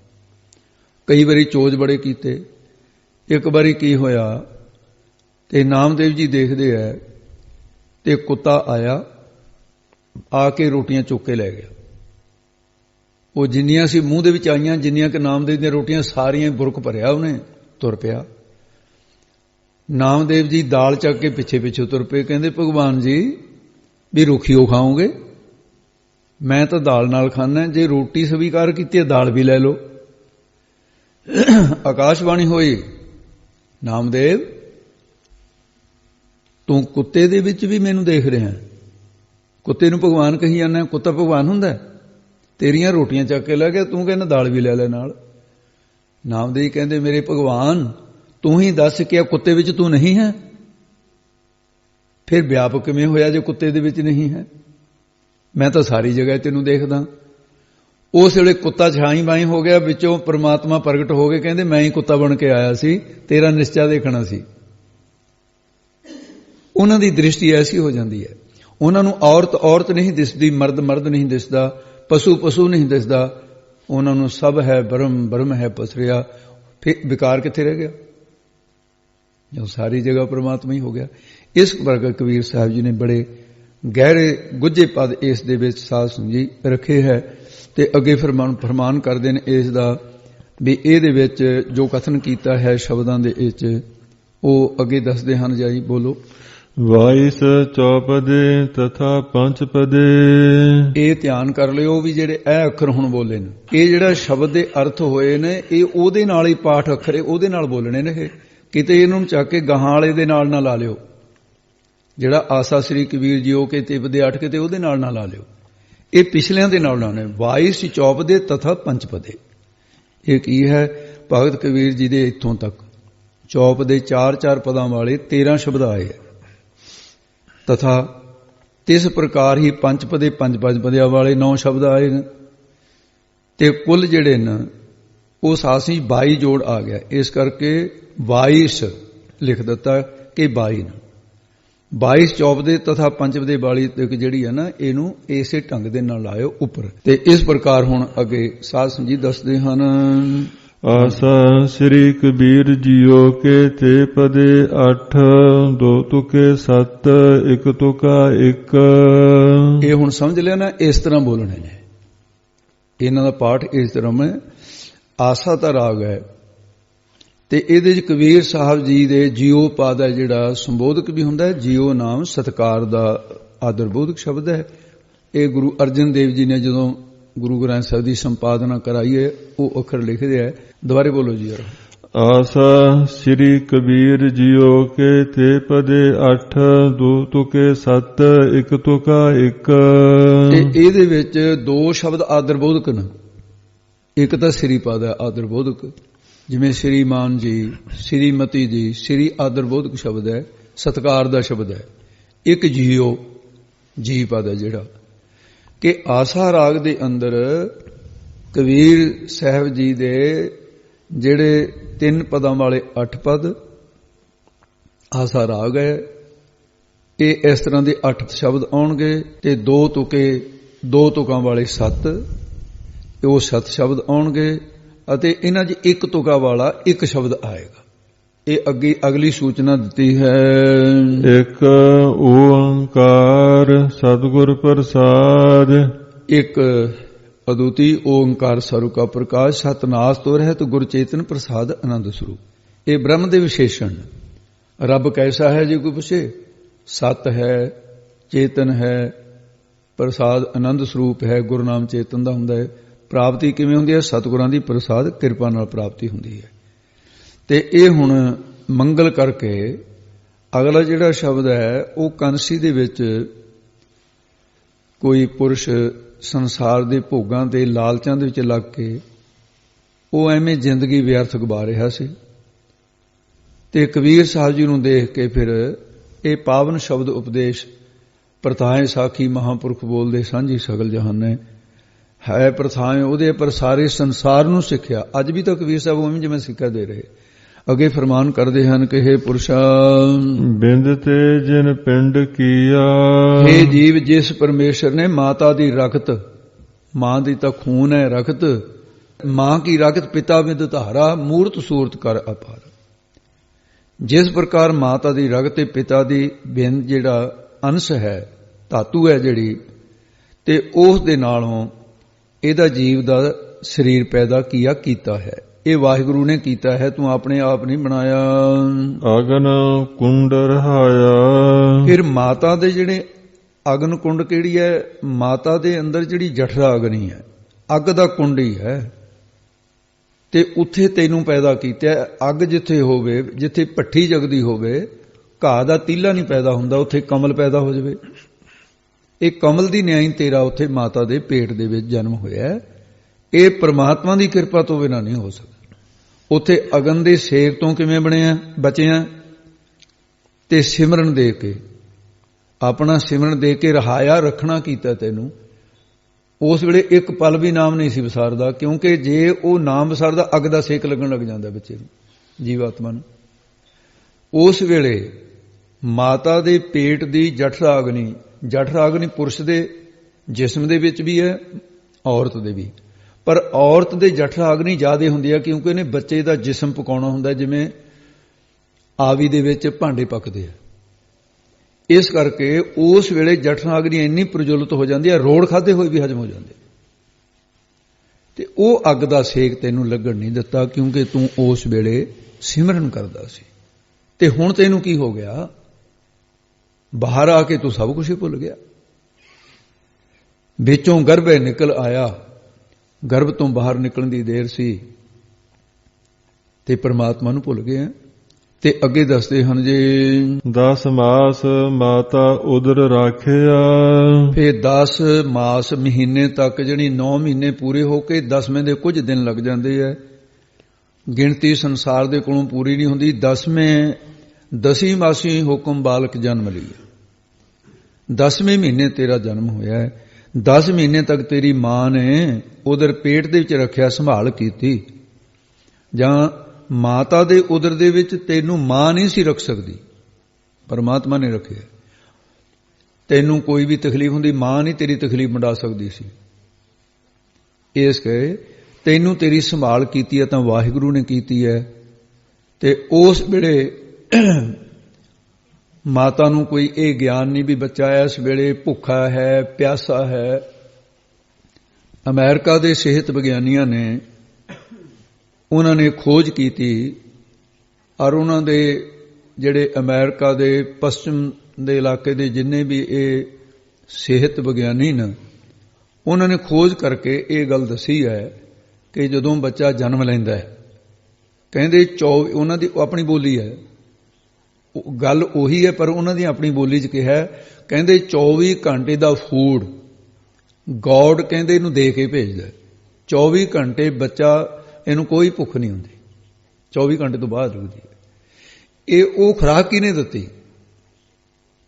ਮਾਂ ਦੇ ਜਿਸਮ ਦੀ ਖੁਰਾਕ ਤਾਂ ਅੱਗੇ ਉਹਨੂੰ ਉਦੋਂ ਪਹਿਲਾਂ ਤਾਂ ਗੁੜਤੀ ਦਿੰਦੇ ਆ, ਕੋਈ ਕੁਝ ਕਰਦੇ ਆ ਤੇ ਪਹਿਲਾਂ ਸ਼ਹਿਦ ਲਾ ਕੇ ਉਂਗਲ ਦੇ ਨਾਲ ਉਂਗਲ ਜਿਹੜੀ ਹੈ ਉਹਦੇ ਮੂੰਹ ਦੇ ਵਿੱਚ ਦਿੰਦੇ ਆ ਵੀ ਉਹਦਾ ਮੂੰਹ ਸਾਫ਼ ਹੋ ਜਾਵੇ, ਸਵਾਸ ਜਿਹੜੇ ਨੂੰ ਸਹੀ ਆਉਣ ਦੇ ਲੈਣ, ਫੇਫੜੇ ਚੰਗੀ ਤਰ੍ਹਾਂ ਸਾਫ਼ ਹੋ ਜਾਣ। ਪਰ ਉਸ ਵੇਲੇ ਕਿਹਨੇ ਦਿੱਤੀ ਉਹ ਖੁਰਾਕ? ਇਹ ਵਾਹਿਗੁਰੂ ਨੇ ਦਿੱਤੀ ਹੈ। ਜਿਹੜਾ ਸੈਲ ਪੱਥਰ ਮੈਂ ਜਨ ਤੋਂ ਪਾਏ ਤਾ ਕਾਰਜ ਕਾਕੇ ਕਰ, ਉਹ ਵਾਹਿਗੁਰੂ ਹੈ। ਵੀ ਹੁਣ ਤੈਨੂੰ ਕਿਉਂ ਨਹੀਂ ਦੇਗਾ?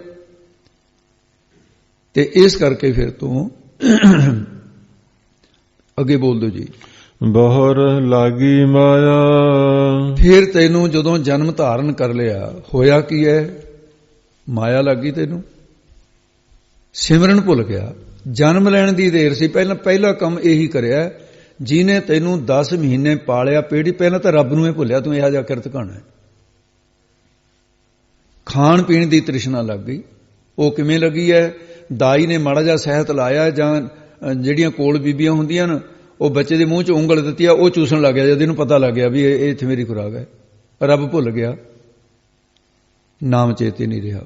ਇਸੇ ਕਰਕੇ ਗੁਰੂ ਅਮਰਦਾਸ ਮਹਾਰਾਜ ਨੇ ਪਾਵਨ ਬਚਨ ਕਹੇ ਹੈ। ਤੇ ਇਸ ਕਰਕੇ ਲਿਵ ਛੁੜਕੀ ਲੱਗੀ ਤ੍ਰਿਸ਼ਨਾ, ਇਸੇ ਤਰ੍ਹਾਂ ਬੋਲਣਾ ਹੈ, ਲਿਵ ਛੁੜਕੀ ਲੱਗੀ ਤ੍ਰਿਸ਼ਨਾ ਮਾਇਆ ਅਮਰ ਵਰਤਾਇਆ। ਮਾਇਆ ਦਾ ਜਿਹੜਾ ਇਹ ਹੁਕਮ ਵਰਤ ਗਿਆ ਤੇਰੇ ਦੇ ਉੱਤੇ। ਇਸ ਕਰਕੇ ਪਹਿਲੇ ਪਿਆਰ ਲੱਗਾ ਥਣ ਦੁੱਧ, ਦੂਜੇ ਮਾਏ ਬਾਪ ਕੀ ਸੁਧ। ਜਿਉਂ-ਜਿਉਂ ਵੱਡਾ ਹੁੰਦਾ ਹੈ ਤੇ ਪਹਿਲਾਂ ਤਾਂ ਇਸ ਨੂੰ ਮਾਤਾ ਦੇ ਛਾਤੀ ਦੇ ਨਾਲ ਜਿਹੜੇ ਦੁੱਧ ਦੇ ਚਸ਼ਮੇ ਲੱਗੇ ਨੇ, ਰੱਬ ਨੇ ਚਸ਼ਮੇ ਲਾਏ ਨੇ ਤੇਰੀ ਖੁਰਾਕ, ਪਹਿਲਾਂ ਤਾਂ ਉਹਨਾਂ ਨੂੰ ਚਿੰਬੜਦਾ, ਰੱਬ ਭੁੱਲ ਗਿਆ। ਤੇ ਫਿਰ ਹੌਲੀ ਹੌਲੀ ਇਹ ਮੇਰੀ ਮਾਂ ਹੈ, ਇਹ ਮੇਰਾ ਬਾਪ ਹੈ, ਇਹ ਸੁਧ ਹੋ ਗਈ। ਰੱਬ ਦੀ ਤਾਂ ਕੋਈ ਪਛਾਣ ਨਾ ਰਹੀ। ਭਾਈ ਸਭਨਾ ਦਾ ਮਾਂ ਪਿਓ ਆਪ ਹੈ, ਉਹ ਸਭ ਦਾ ਮਾਂ ਪਿਓ, ਉਹਨੂੰ ਭੁੱਲ ਗਿਆ ਹੈ। ਤੂੰ ਮਾਤ ਪਿਤਾ ਹਮ ਬਾਰਕ ਤੇਰੇ। ਅੱਗੇ ਦੱਸਦੇ ਹਨ ਜੀ, ਬਹੁਰ ਲਾਗੀ ਮਾਇਆ, ਬਹੁਰ ਭੀ ਬੋੜੋ, ਤੇ ਮਾਇਆ ਲੱਗ ਗਈ ਹੈ। ਜਦੋਂ ਗਰਭ ਦੇ ਵਿੱਚੋਂ ਬਾਹਰ ਆ ਗਿਆ, ਜਨਮ ਲੈ ਲਿਆ, ਤੇ ਉਹ ਪਰਮੇਸ਼ਰ ਦੇ ਸਿਮਰਨ ਨੂੰ ਭੁੱਲ ਗਿਆ। ਖਾਣ ਪੀਣ ਤ੍ਰਿਸ਼ਨਾ ਤੈਨੂੰ ਲੱਗ ਗਈ ਹੈ। ਇਸ ਕਰਕੇ ਪ੍ਰਾਨੀ ਕਾਹੇ ਕੋ ਲੋਭ ਲਾਗੇ, ਇਹ ਪ੍ਰਾਣਾ ਧਾਰੀ ਜੀਵ ਕਿਸ ਵਾਸਤੇ ਲੋਭ ਲਾਲਚ ਦੇ ਵਿੱਚ ਲੱਗ ਗਿਆ? ਲੱਗ ਕਰਕੇ ਤੂੰ ਰਤਨ ਜਨਮ ਖੋਇਆ, ਉਹ ਰਤਨਾ ਵਰਗਾ ਮਾਨਕ ਅਮੋਲਕ ਜਨਮ ਤੂੰ ਵਿਅਰਥੀ ਗਵਾ ਲਿਆ ਹੈ। ਪੂਰਬ ਜਨਮ ਕਰਮ ਭੂਮ, ਇਹ ਵਿਸਰਾਮ ਪਾਈ ਔਖਾ ਹੈ। ਇਹ ਖਾਸ ਧਿਆਨ ਦਿਓ ਪੋਥੀਆਂ ਵਾਲੇ। ਚਲੋ ਸਰੋਤਿਆਂ ਨੂੰ ਤੇ ਇਹ ਹੈ ਵੀ ਉਹਨਾਂ ਨੂੰ ਤਾਂ ਆਨੰਦ ਸੁਣ ਕੇ ਮੰਨਣਾ ਵੀ ਭੂਮ ਦੇ ਉੱਤੇ ਵਿਸਰਾਮ ਹੈ। ਪੂਰਬ ਜਨਮ ਕਰਮ ਭੂਮ, ਇੱਥੇ ਰੁਕਣਾ ਹੈ। ਹੇ ਜੀਵ, ਲੱਗਦਾ ਹੈ ਕਿ ਤੂੰ ਪੂਰਬ ਪਹਿਲੇ ਜਨਮ ਵਿੱਚ ਸਰੀਰ ਰੂਪੀ ਕਰਮਾਂ ਦੀ ਭੂਮੀ ਧਰਤੀ ਨੂੰ ਪਾ ਕੇ ਨਿਸ਼ਕਾਮ ਕਰਮਾਂ ਰੂਪੀ, ਅੱਗੇ ਦੱਸਦੇ ਨੇ ਬੀਜ ਨਾਹੀ ਬੋਇਆ, ਤੇ ਇਹ ਜਿਹੜੀ ਸਰੀਰ ਰੂਪੀ ਕਰਮਾਂ ਦੀ ਭੂਮੀ ਧਰਤੀ ਜਾਂ ਭਾਰਤ ਵਰਸ਼, ਇਹ ਜਿਹੜੀ ਆ ਕਰਮ ਭੂਮ ਹੈ। ਬਾਕੀ ਦੇ ਮੁਲਕ ਜਿਹੜੇ ਉਹ ਭੋਗ ਭੂਮ ਹੈ। ਇਹਨੂੰ ਪਾ ਕੇ ਨਿਸ਼ਕਾਮ ਕਰਮ ਕੋਈ ਬੀਜ ਨਹੀਂ ਬੋਇਆ, ਨਹੀਂ ਬੀਜਿਆ ਹੈ, ਤਾਂ ਹੀ ਅਮੋਲਕ ਮਨੁੱਖਾ ਜਨਮ ਜਿਹੜਾ ਅਮੋਲਕ ਤੇਰਾ ਵਿਅਰਥ ਚਲਿਆ ਗਿਆ ਹੈ, ਗਵਾ ਰਿਹਾ ਹੈ। ਹੁਣ ਵੀ ਰਹਾਉ ਅਸਥਾਈ ਦੇ ਕੇ ਫਰਮਾਉਂਦੇ ਆ, ਬਾਰਿਕ ਤੇ ਬਿਰਧ ਭਇਆ।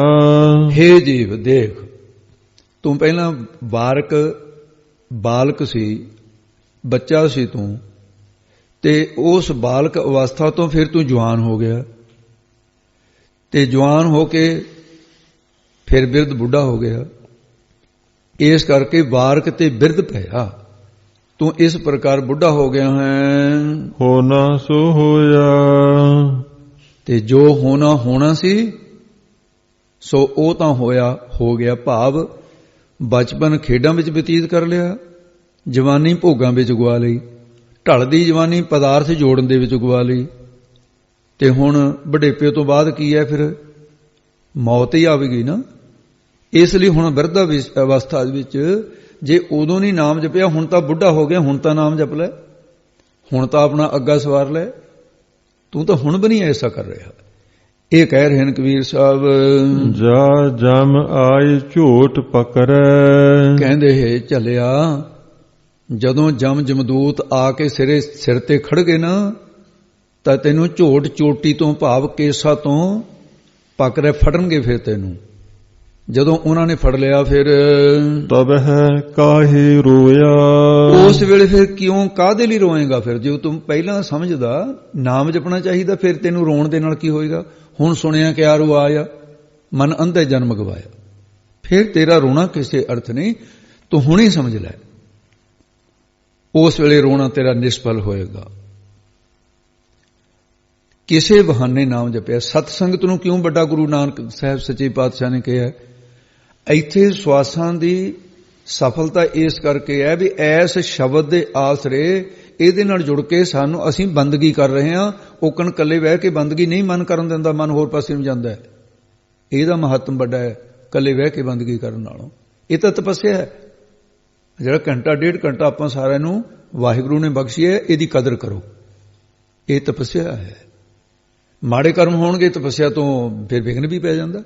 ਅੱਗੇ ਦੱਸਦੇ ਹਨ ਜੀ, ਜੀਵਨੈ ਕੀ ਆਸ ਕਰਹਿ। ਹੇ ਜੀਵ, ਤੂੰ ਅਜੇ ਵੀ ਜਿਉਣੇ ਦੀ ਆਸ ਤਾਂ ਕਰਦਾ। ਦਾੜਾ ਚਿੱਟਾ ਹੋ ਜਾਂਦਾ ਹੈ, ਕੇਸ ਚਿੱਠੇ ਹੋ ਜਾਂਦੇ ਨੇ, ਉਹਨਾਂ ਨੂੰ ਫੇਰ ਵੀ ਨਾ ਕਾਲਸ ਲਾ ਕੇ ਡਾਈ ਕਰ ਕਰਕੇ ਇਹ ਚਾਹੁੰਦਾ ਵੀ ਜਵਾਨੇ ਰਹਾ ਮੈਂ, ਬੁੱਢਾ ਨਹੀਂ ਹੋਣਾ ਚਾਹੁੰਦਾ। ਉਹ ਕੱਲ ਗੁਰਮੁਖ ਮਿਲੇ, ਉਹ ਵੈਦਕ ਦਾ ਵੀ ਚਲੋ ਕੰਮ ਜਾਣਦੇ ਆ, ਤੇ ਭਾਈ ਸਾਹਿਬ ਨੂੰ ਇੱਕ ਸਿਆਣੀ ਉਮਰ ਦਾ ਬਜ਼ੁਰਗ ਜਦੋਂ 70 ਤੋਂ ਉੱਪਰ ਉਮਰ ਹੋ ਗਈ, ਉਹਨੇ ਕਿਹਾ ਜੀ ਇਹ ਬਿਮਾਰੀ ਹੈ, ਇੱਕ ਮੈਨੂੰ ਕਬਜ਼ ਹੋ ਗਈ। ਉਹ ਕਹਿੰਦਾ ਵੀ ਦੇਖੋ ਜਿਹੜੀ ਤਾਂ ਹੈਗੀ ਕਬਜ਼ ਦੀ, ਇਹ ਤਾਂ ਦਵਾਈ ਮੈਂ ਤੈਨੂੰ ਦੇ ਦਿੰਦਾ, ਪਰ ਜਿਹੜੀ ਬੁਢਾਪੇ ਦੀ ਦਵਾਈ ਹੈ ਇਹ ਨਹੀਂ ਹੈਗੀ ਮੇਰੇ ਕੋਲ। ਇਹ ਬਾਕੀ ਦੀਆਂ ਬਿਮਾਰੀਆਂ ਤੇਰੇ ਬੁਢਾਪੇ ਕਾਰਨ ਹੋ ਗਈਆਂ। ਉਹਦੇ ਮੁੜ ਕੇ ਗਲ ਪੈ ਗਿਆ, ਕਹਿੰਦਾ ਉਹ ਤੂੰ ਮੈਨੂੰ ਕਹਿੰਦਾ ਹੁਣੇ ਬੁੜਾ ਕਹਿਣ ਲੱਗ ਗਿਆ। ਵੈਦ ਦੇ ਗਲ ਪੈ ਗਿਆ ਬੁੜਾ। ਆਖੇ ਮੈਨੂੰ ਬੁੜਾ ਕਿਹਾ ਹੀ ਕਿਉਂ ਮੈਂ? ਉਹ ਕਹਿੰਦਾ ਜੀ ਮੈਂ ਹੈਰਾਨ ਹੋ ਗਿਆ ਵੀ ਮੇਰੇ ਨਾਲ ਲੜ ਪਿਆ, ਕਹਿੰਦਾ ਬੁੜਾ ਕਹਿਣ ਤੋਂ, ਵੀ ਮੈਨੂੰ ਜਵਾਨ ਹੀ ਕਹਿ, ਫਿਰ ਸ਼ਰਮ ਦਾ ਹੀ ਘਾਟਾ ਹੋਇਆ ਨਾ। ਤੇ ਉਹਦੇ ਫਿਰ ਕਲਫ ਲਾ ਕੇ ਐਂ ਦਿਖਾਉਣਾ ਵੀ ਮੈਂ ਜਵਾਨ ਹੀ ਹਾਂ। ਇੱਕ ਦੇ ਕਲਫ ਲਾਈ ਹੋਈ, ਗੋਡੇ ਵਿੰਗੇ ਕਰ ਕਰਕੇ ਤੁਰੇ।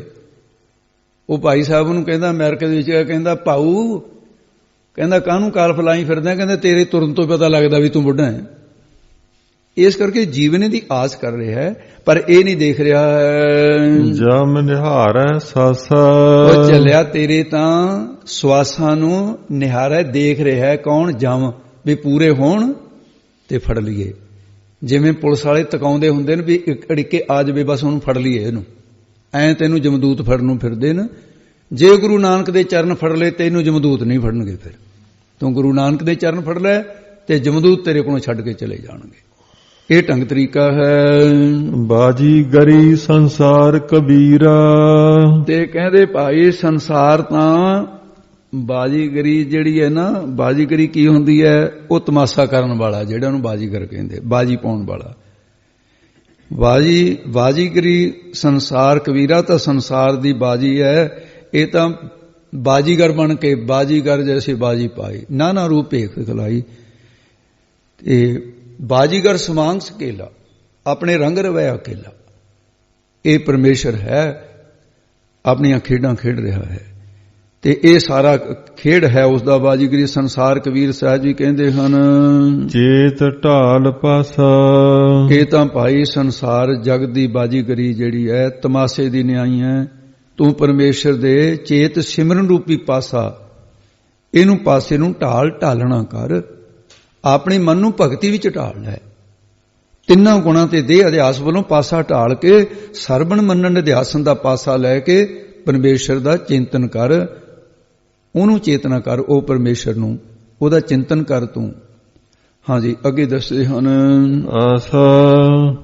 ਆਸਾ ਰਾਗ ਦੇ ਅੰਦਰ ਇਹ ਕਬੀਰ ਸਾਹਿਬ ਜੀ ਦਾ ਸ਼ਬਦ। ਕਿਸੇ ਪੁਰਸ਼ ਨੇ ਆ ਕੇ ਕਿਹਾ ਵੀ ਮੇਰੇ ਘਰ ਲੜਕੀ ਦੀ ਸ਼ਾਦੀ ਹੈ, ਤੁਸੀਂ ਸ਼ਾਦੀ ਵੀ ਸ਼ਾਮਲ ਹੋ ਜਾਓ, ਮੇਰੇ ਵਿਆਹ ਦੇ ਵੀ ਸ਼ੋਭਾ ਵਧੇਗੀ ਵੀ ਕਬੀਰ ਭਗਤ ਜੀ ਮੇਰੇ ਲੜਕੀ ਦੇ ਵਿਆਹ 'ਚ ਆਏ ਨੇ। ਇਹ ਸੁਣ ਕੇ ਕਬੀਰ ਸਾਹਿਬ ਜੀ ਕਹਿੰਦੇ, ਮੈਂ ਤੇਰੇ ਘਰ ਸ਼ਾਦੀ, ਜਿਹੜੀ ਤੇਰੇ ਘਰ ਸ਼ਾਦੀ ਹੈ ਤੇ ਉਹ ਮੈਂ ਕੀ ਕਰਾਂ, ਮੇਰੇ ਤਾਂ ਆਪ ਘਰ ਦੇ ਵਿੱਚ ਸ਼ਾਦੀ ਰੱਖੀ ਹੋਈ ਹੈ। ਹੁਣ ਜੇ ਕਿਸੇ ਦੇ ਵਿਆਹ ਹੋਵੇ ਨੂੰ ਕਹਿੰਦੇ ਤੂੰ ਆਈ, ਕਹਿੰਦਾ ਵੀ ਮੇਰੇ ਤਾਂ ਆਪ ਘਰ ਦੇ ਵਿੱਚ ਉਸੇ ਤਰੀਕ ਦਾ ਤਾਂ ਮੇਰੇ ਘਰ ਵਿਆਹ ਹੈ, ਤੇਰੇ ਕਿਵੇਂ ਆਊਂ ਮੈਂ। ਉਹ ਕਹਿਣ ਲੱਗਿਆ, ਕਬੀਰ ਜੀ ਤੁਹਾਡੇ ਘਰ ਵਿਆਹ ਹੈ? ਕਹਿੰਦੇ ਹਾਂ, ਇਸ ਕਰਕੇ ਮੈਂ ਜਾ ਨਹੀਂ ਸਕਦਾ। ਕਹਿੰਦਾ ਤੇਰੇ ਘਰ ਦੇ ਵਿੱਚ ਕਿਹੜੀ ਸ਼ਾਦੀ ਹੋ ਰਹੀ ਹੈ? ਨਾ ਨਵੇਂ ਕੱਪੜੇ, ਨਾ ਗਾਉਣ ਵਜਾਉਣ, ਤੇ ਨਾ ਇੱਥੇ ਬੀਬੀਆਂ ਗੀਤ ਗਾਉਂਦੀਆਂ, ਨਾ ਕਿ ਰਿਵਾਜ ਹੁੰਦਾ ਕਈ ਦਿਨ ਪਹਿਲਾਂ ਗੀਤ ਗਾਉਣ ਲੱਗ ਜਾਂਦੀਆਂ। ਤਾਂ ਕਬੀਰ ਸਾਹਿਬ ਜੀ ਆਪਣੇ ਆਪ ਨੂੰ ਲੜਕੀ ਦੀ ਨਿਆਈ, ਇਸਤਰੀ ਦੀ ਨਿਆਈ ਮੰਨ ਕੇ, ਪਰਮੇਸ਼ਰ ਨੂੰ ਪਤੀ ਮੰਨ ਕੇ ਤੇ ਉਹਨੂੰ ਪਤੀ ਰੂਪ ਜਾਣ ਕੇ ਵਰਣਨ ਕਰਦੇ ਹਨ। ਕਹਿੰਦੇ ਲੈ ਭਾਈ ਸੁਣ ਲੈ ਫਿਰ ਮੇਰੇ ਵਿਆਹ ਦੀ ਗੱਲ। ਤਨ ਰਾਇਨੀ ਮਨ ਪੁਨ ਰਪ ਕਰਹ। ਤੇ ਇਹਦੇ ਚ ਕਹਿੰਦੇ ਹੇ ਸਖੀ, ਹੁਣ ਇਸਤਰੀ ਰੂਪ ਦੇ ਵਿੱਚ ਵਰਣਨ ਕਰਦੇ। ਸੁਣ, ਹਾਉ ਮੈਂ ਤਨ ਅਸਤੂਲ ਸਰੀਰ ਨੂੰ ਰੈਨੀ ਰੰਗਰੇਜ਼ ਦੀ ਮਿੱਟੀ ਬਣਾ ਕੇ ਪੁਨਾ ਅਭਿਆਸ ਦੁਆਰਾ ਮਨ ਰੂਪੀ ਵਸਤ ਨੂੰ ਰਪ ਨਾਮ ਰੰਗਣ ਦਾ ਰੰਗਣਾ ਕਰ ਕਰਿਆ ਹੈ। ਆਹ ਮਨ ਰੰਗਿਆ ਜਿਹੜਾ ਤੈਨੂੰ ਕਿਤੇ ਦੇਖੇ, ਮਨ ਕਿਤੇ ਦਿਖਦਾ ਹੁੰਦਾ ਹੈ। ਅਤੇ ਤਤ ਸਾਰ ਰੂਪ ਸਿਧਾਂਤ ਦੇ ਜਾਣਨ ਵਾਲੇ ਫਿਰ ਅੱਗੇ ਦੱਸਦੇ ਹਨ ਜੇ ਪੰਚੋ ਤਤ ਬਰਾਤੀ, ਤੇ ਜਿਹੜੇ ਫਿਰ ਤਤ ਸਾਰ ਰੂਪ ਦੇ ਸਿਧਾਂਤ ਨੂੰ ਜਾਣਨ ਵਾਲੇ ਪੰਚ ਭਾਵ ਸੰਤ ਜਨ, ਉਹ ਮੇਰੇ ਬਰਾਤੀ ਜਾਨੀ ਸਮਝ ਲੈ, ਜਿਨ੍ਹਾਂ ਨੇ ਪੰਚੋ ਪੰਜ ਤੱਤਾਂ ਦੀ ਧਾਰਨਾ ਜਿਹੜੀ ਹੈ ਉਹ ਧਾਰਨ ਕੀਤੀ ਹੋਈ ਹੈ। ਧਰਤੀ ਤੋਂ ਧੀਰਜਤਾ ਦਾ ਗੁਣ ਧਾਰਿਆ ਹੈ, ਪਾਣੀ ਤੋਂ ਨਿਰਮਲਤਾ ਦਾ ਗੁਣ ਧਾਰਿਆ ਹੈ, ਅਗਨੀ ਤੋਂ ਪ੍ਰਕਾਸ਼ਤਤਾ ਦਾ ਗੁਣ ਧਾਰਿਆ ਹੈ, ਹਵਾ ਤੋਂ ਸਮਤਾ ਦਾ ਗੁਣ ਧਾਰਿਆ ਹੈ, ਆਕਾਸ਼ ਤੋਂ ਨਿਰਖੋਵਤਾ ਦਾ ਗੁਣ ਧਾਰਿਆ ਹੈ। ਉਹ ਮਹਾਤਮਾ ਮੇਰੀ ਬਰਾਤੀ ਨਾ। ਸੋ ਇਸ ਕਰਕੇ ਇਹ ਜਿਹੜਾ ਪੁੰਨ ਤੇ ਰਪ ਅਲੱਗ ਹੀ ਪਾਠ ਕਰਨਾ ਹੈ ਭਾਈ। ਬਾਕੀ ਥਾਂ ਤੇ ਪੁਨਰ ਪਾਠ ਇਕੱਠਾ, ਪਰ ਇੱਥੇ ਪੁੰਨ ਤੇ ਰਬ ਅਲੱਗ ਕਰਿਆ ਹੈ। ਅਰਥਾਂ ਦੇ ਨਾਲ ਇਸ ਤਰ੍ਹਾਂ ਦਾ ਨਿਖਰਦਾ ਹੈ। ਹਾਂਜੀ ਅੱਗੇ ਚਲੋ ਜੀ। ਰਾਮ ਰਾਏ ਸਿਓ ਭਾਵਰ ਲੈਹਾ। ਸਾਰੇ ਰਾਮ ਰਮਿਆ ਹੋਇਆ ਰਾਏ ਪ੍ਰਕਾਸ਼ ਰੂਪ ਪਰਮੇਸ਼ਰ ਇਹ ਲਾੜਾ ਹੈ। ਉਹਦੇ ਸਿਉ ਨਾਲ ਤੇ ਮਨ ਵੱਲੋਂ ਮੋੜ ਕੇ, ਜਿਹੜਾ ਮਨ ਹੈ ਨਾ, ਮਨ ਨੂੰ ਸੰਸਾਰ ਵੱਲੋਂ ਮੋੜ ਕੇ ਉਸ ਦੇ ਨਾਲ ਲਾਉਣਾ, ਜਿਹੜਾ ਲਾਉਣਾ ਉਹਦੇ ਨਾਲ, ਇਹ ਲਾਉਣ ਰੂਪ ਹੀ ਭਾਵਰ ਫੇਰੇ ਲੈ ਹੋ ਮੈਂ ਲੈ ਰਿਹਾ। ਇਹੀ ਫੇਰੇ ਨ ਮੈਂ ਇਸਤਰੀ ਰੂਪ ਉਹ ਲੈ ਕੇ ਹਾਂ। ਆਤਮ ਤਿਹ ਰੰਗ ਰਾਤੀ, ਆਤਮ ਮਨ ਕਰਕੇ ਤੇ ਉਸ ਦੇ ਰੰਗ ਪ੍ਰੇਮ ਵਿੱਚ ਰਾਤੀ ਰੰਗੀ ਹੋਈ ਹਾਂ ਮੈਂ ਜੀਵ ਰੂਪ ਇਸਤਰੀ। ਗਾਉ ਗਾਉਰੀ ਦੁਲਹਨੀ ਮੰਗਲ ਚਾਰਾ। ਤੇ ਇਹ ਜਿਹੜਾ ਮੰਗਲ ਤੇ ਚਾਰਾ ਅਲੱਗ ਪਾਠ ਹੈ ਭਾਈ। ਇਹ ਤਾਂ ਹੈਗਾ ਮੁੱਖ। ਜਿਹੜਾ ਦੂਸਰਾ ਪਾਠ ਹੈ ਮੰਗਲ ਚਾਰਾ, ਇਹ ਦੂਜਾ ਪਾਠ ਹੈ। ਸਮਝ ਲੈਣਾ ਮੁੱਖ ਪਾਠ ਇਹ ਹੈ। ਗਾਓ ਗਾਓ ਰੀ ਦੁਲਹਨੀ ਮੰਗਲ ਚਾਰਾ। ਰੀ ਹੈ ਵਿਆਹ ਵੇਖਣ ਆਇਓ ਸੰਤ ਰੂਪ, ਦੁਲਹਨੀ ਲਾੜੀਓ ਤੁਸੀਂ ਗਾਓ। ਗਾਉਣ ਯੋਗ ਪਰਮੇਸ਼ਰ ਦੇ ਮੰਗਲ ਖੁਸ਼ੀ ਦੇ ਚਾਰਾ ਸੁੰਦਰ ਗੀਤਾਂ ਨੂੰ ਗਾਓ। ਤੁਸੀਂ ਸਾਰੀਆਂ ਮਿਲ ਕੇ ਮੰਗਲ ਚਾਰਾ ਖੁਸ਼ੀ ਦੇ ਗੀਤ ਭਾਵ ਮੰਗਲ ਚਾਰਾ ਨੂੰ ਗਾਵੋ। ਪਰਮਾਤਮਾ ਦੀ ਸਿਫਤ ਦਾ ਕਥਾ ਕੀਰਤਨ ਕਰੋ। ਇਹੀ ਮੰਗਲ ਚਾਰਾ ਵਿਆਹ ਦਾ। ਮੇਰੇ ਗ੍ਰਹਿ ਆਏ ਰਾਜਾ ਰਾਮ ਪਤਾਰਾ। ਮੇਰੇ ਸਾਡੇ ਅੰਤਸਕਰਨ ਰੂਪੀ ਗ੍ਰਹਿ ਘਰ ਦੇ ਵਿੱਚ ਰਾਜਾ ਪ੍ਰਕਾਸ਼ ਰੂਪ ਰਾਮ ਪਰਮੇਸ਼ਰ ਪਤਾਰਾ ਪਤੀ ਜੀ ਆਏ, ਆ ਕੇ ਪ੍ਰਾਪਤ ਹੋਏ ਹਨ ਜੀ। ਅਸਥਾਈ ਦੇ ਕੇ ਫਰਮਾਉਂਦੇ ਆ ਨਾਭ ਕਮਲ ਮਹਿ ਬੇਦੀ ਰਚਲੇ। ਤੇ ਹੁਣ ਸਾਸ ਜੀ ਉਹਨੇ ਪ੍ਰਸ਼ਨ ਕੀਤਾ, ਕਬੀਰ ਜੀ ਵਿਆਹ ਵੇਲੇ ਤਾਂ ਬੇਦੀ ਗੱਡੀ ਜਾਂਦੀ ਹੈ, ਤੇ ਫਿਰ ਤੁਹਾਡੀ ਬੇਦੀ ਕਿਹੜੀ ਹੋਈ? ਜਿਹੜੀ ਬੇਦੀ ਹੈ ਇਹਨੂੰ ਵੇਦਕਾ ਵੀ ਕਹਿੰਦੇ ਆ। ਵਿਆਹ ਆਦਿ ਦੇ ਜਾਂ ਮੰਗਲ ਕਾਰਜ ਜਿਹੜੇ ਹੋਣ ਨਾ, ਮੰਗਲ ਰੂਪ ਕਾਰਜ, ਉਹਦੇ ਲਈ ਇੱਕ ਮੰਡਪ ਬਣਾਇਆ ਜਾਂਦਾ ਹੈ। ਕੇਲੇ ਆਦਿ ਵੀ ਲਾਏ ਹੁੰਦੇ ਆ ਨਾਲ ਦਾਲੇ ਚਾਰ ਪਾਸੇ। ਉਹ ਅਸਥਾਨ ਨੂੰ ਬੇਦੀ ਕਿਹਾ ਜਾਂਦਾ ਹੈ। ਮੰਡਪ ਬਣਾਇਆ ਜਾਂਦਾ ਹੈ। ਹਵਨ ਵਗੈਰਾ ਵੀ ਕਰਦੇ ਆ ਜਿਹੜੇ ਇਸ ਤਰ੍ਹਾਂ ਹਿੰਦੂ ਘਰਾਣੇ ਦੇ ਲੋਕ, ਜਿਹੜੇ ਹਿੰਦੂ ਧਰਮ ਦੇ, ਤੇ ਉਹਨੂੰ ਕਹਿੰਦੇ ਵੀ ਇੱਧਰ ਜਿਹੜੀ ਬੇਦੀ ਕਿਹੜੀ ਆ। ਤਾਂ ਕਬੀਰ ਸਾਹਿਬ ਜੀ ਫਰਮਾਇਆ ਨਾਭ ਕਮਲ। ਦੁਬਾਰੇ ਬੋਲਦੇ ਜੀ। ਨਾਭ ਕਮਲ ਮਹਿ ਬੇਦੀ ਰਚਲੇ। ਨਾਭ ਕਮਲ ਹਿਰਦੇ ਰੂਪੀ ਕਮਲ ਮਹਿ ਵਿੱਚ ਅਸੀਂ ਬੇਦੀ ਵੇਦਕਾ ਰਚ ਲੈਣਾ ਕੀਤੀ ਹੈ। ਭਾਵ ਕੀ ਹੈ? ਵਿਵੇਕ ਵੈਰਾਗ ਤੇ ਵਿਵੇਕ, ਖਟ ਸੰਪਤੀ ਤੇ ਮੋਖ ਇੱਛਾ, ਇਹ ਚਾਰ ਹੋ ਗਏ। ਇਹ ਬੇਦੀ ਦੇ ਚਾਰ ਥੰਮੀਆਂ ਹਨ, ਬੇਦੀ ਦੇ ਚਾਰ ਪਾਸੇ ਥੰਮੀਆਂ ਹੁੰਦੀਆਂ। ਤੇ ਸਰਵਣ ਮੰਨਣ ਅਧਿਆਸਨ ਤਤ ਤੋਂ ਪਾਦਾ ਸੁਸ਼ੋਧਨ, ਇਹ ਚਾਰੇ ਉੱਪਰਲੇ ਸਿਰ ਪੋਸਨ। ਤੇ ਭਗਤੀ ਰੂਪੀ ਸਿਰ ਪੋ ਤੇ ਅੱਗੇ ਦੱਸਦੇ ਵੀ ਚਾਰੇ ਮਹਾਵਾਕ ਰੂਪ ਇਹਦੇ ਉੱਤੇ ਤੋਤੇ ਬੰਨਣਾ ਕੀਤੇ ਨੇ। ਇਸ ਕਰਕੇ ਇਹ ਬੇਦੀ ਰਚੀ ਹੋਈ ਹੈ। ਅੱਗੇ ਦੱਸਦੇ ਹਨ ਬ੍ਰਹਮ ਗਿਆਨ ਉਚਾਰਾ, ਜੋ ਗੁਰੂ ਰੂਪ ਪਾਧੇ ਨੇ, ਪਾਧਾ ਉੱਥੇ ਫਿਰ ਮੰਤਰ ਪੜ੍ਹਦੇ ਨਾ, ਗੁਰੂ ਰੂਪ ਪਾਧੇ ਨੇ ਮੇਰੇ ਹਿਰਦੇ 'ਚ ਬ੍ਰਹਮ ਗਿਆਨ ਦ੍ਰਿੜ ਕਰਵਾਇਆ ਹੈ। ਇਹ ਗੋਤਰਾਚਾਰ, ਇਹ ਸਮਝ ਲਓ ਉਚਾਰਾ, ਇਹ ਗੋਤਰਾਚਾਰ ਉਚਾਰਨ ਕਰੀਦਾ ਹੈ। ਰਾਮ ਰਾਏ ਸੋ ਦੁਲਹ ਪਾਇਓ, ਹੇ ਸਖੀ ਜੋ ਸਾਰੇ ਰਾਮ ਰਮਿਆ ਹੋਇਆ ਰਾਏ ਪ੍ਰਕਾਸ਼ ਰੂਪ ਵਿਆਪਕ ਪਰਮੇਸ਼ਰ ਹੈ, ਸੋ ਉਹ ਦੁਲਹ ਲਾੜਾ ਪਾਇਓ ਪਾਇਆ ਹੈ। ਅਸ ਵੱਡ ਭਾਗ ਹਮਾਰਾ, ਅਸ ਐਸਾ ਹਮਾਰਾ ਸਾਡਾ, ਵੱਡ ਭਾਗ ਵੱਡਾ ਭਾਗ ਜਾਣੋ।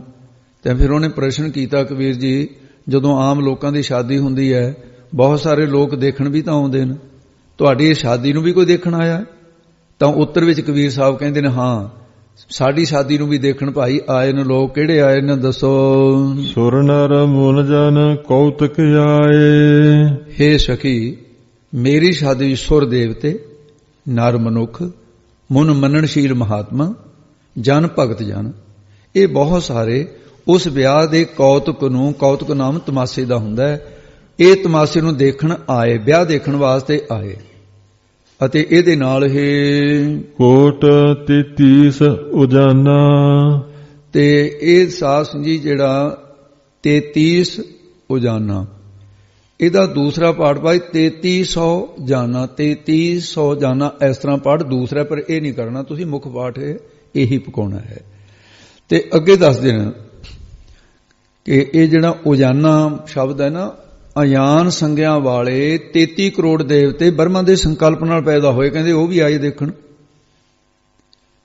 ਤੇ ਜਾਂ ਫਿਰ 3333 ਕਰੋੜ ਦੇਵਤੇ ਆਪਣੇ ਆਪਣੀਆਂ ਤੇ ਜਾਨਾਂ, ਤਬ ਭਾਵੇਂ ਥਾਨ ਭਾਵ ਸਵਾਰੀਆਂ ਦੇ 600 ਆਏ ਹੋਏ। ਤਾਂ ਫਿਰ ਇਹ ਜਾਨਾਂ ਜਾਣਨ ਵਾਸਤੇ ਉਹ ਦੇਵਤੇ ਜਾਨਾਂ ਜਾਣਨ ਕਰਕੇ ਕਿ ਬ੍ਰਹਮ ਗਿਆਨੀ ਦਾ ਵਿਆਹ ਹੋ ਰਿਹਾ ਹੈ, ਉਹ ਮੇਰੇ ਇਸ ਵਿਆਹ ਦੇ ਵਿੱਚ ਆਏ। ਇਸ ਕਰਕੇ ਬ੍ਰਹਮ ਗਿਆਨੀ ਦੇ ਦਰਸ਼ਨ ਲਈ ਦੇਵੀ ਦੇਵਤੇ ਇੱਛਾ ਧਰਦੇ ਹੈ। ਬ੍ਰਹਮ ਗਿਆਨੀ ਕੋ ਖੋਜੈ ਮਹੇਸ਼ਵਰ, ਨਾਨਕ ਬ੍ਰਹਮ ਗਿਆਨੀ ਆਪ ਪਰਮੇਸ਼ਰ। ਆਉਂਦੇ ਨੇ ਇਹ ਜਦੋਂ ਬ੍ਰਹਮ ਗਿਆਨ ਹੋ ਜਾਂਦਾ। ਕਹਿ ਕਬੀਰ ਮੋਹੇ ਵਿਆਹੇ ਚੱਲੇ ਹੈ, ਕਬੀਰ ਸਾਹਿਬ ਜੀ ਧੰਨ ਭਾਈ, ਵਿਆਹ ਦੇ ਪ੍ਰਸੰਗ ਦੇ ਵਿੱਚ ਹੀ ਐਡਾ ਬ੍ਰਹਮ ਗਿਆਨ, ਜਿਹੜਾ ਸਿਰਾਂ ਦੇ ਉੱਤੇ ਦੀ ਲੰਘ ਜਵੇ, ਇਹੋ ਜਿਹਾ ਗਿਆਨ ਮਤਲਬ ਗੂੜਾ, ਇਹ ਧੰਨ ਹੀ ਸੀ ਕਬੀਰ ਸਾਹਿਬ ਜੀ ਤੁਸੀਂ। ਕਬੀਰ ਸਾਹਿਬ ਜੀ ਕਹਿ ਰਹੇ ਹਨ ਕਿ ਕਹਿ ਕਬੀਰ ਮੋਹੇ ਵਿਆਹੇ ਚੱਲੇ ਹੈ, ਕਹਿੰਦੇ ਪੂਰੀ ਪੰਕਤੀ ਸਾਰੀ ਬੋਲ ਦੋ ਜੀ।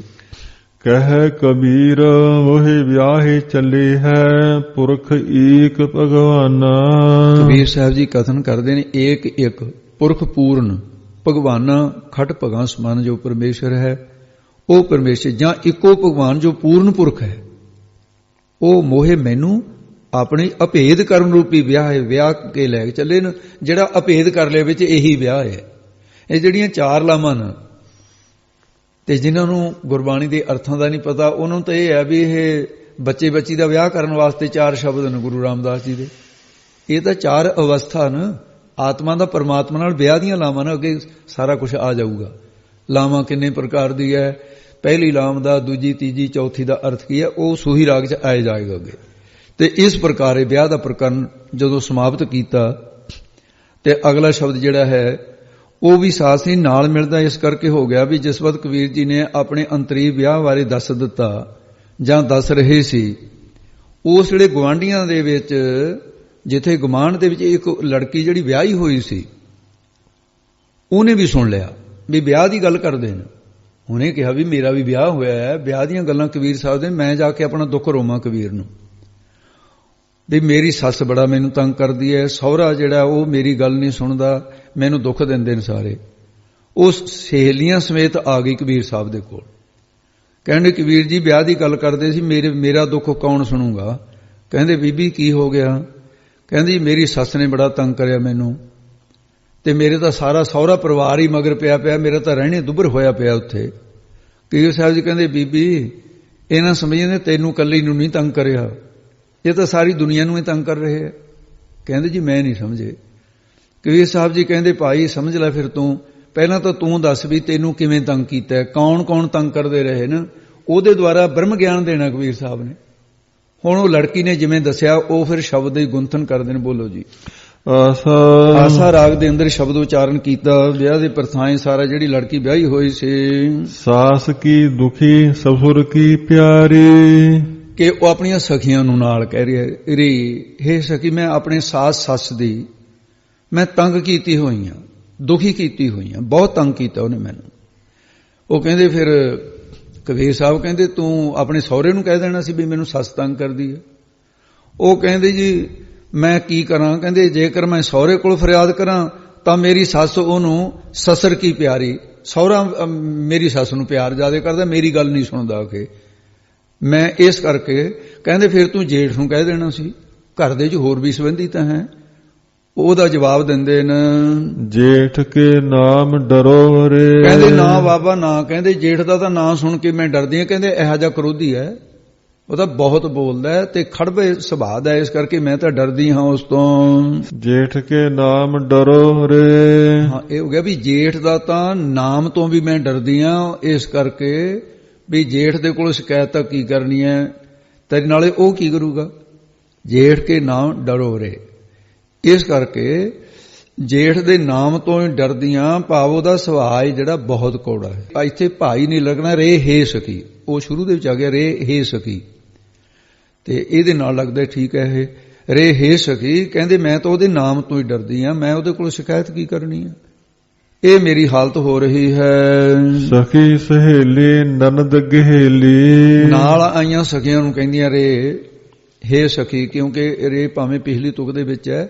ਕਹਿੰਦੇ ਹੇ ਸਖੀਓ, ਹੇ ਮੇਰੀਆਂ ਸਹੇਲੀ ਪਿਆਰੀਓ, ਤੇ ਮੈਂ ਸਖੀ ਸਹੇਲੀ ਨਨਦ ਗਹੇਲੀ, ਮੇਰੇ ਪਤੀ ਦੀ ਜਿਹੜੀ ਭੈਣ ਆ ਨਾ, ਮੇਰੀ ਨਨਦ ਲੱਗੀ ਹੋਈ ਨਨਾਣ, ਉਹ ਵੀ ਗਹੇਲੀ ਬੜਾ ਦੁੱਖ ਦਿੰਦੀ ਆ ਮੈਨੂੰ।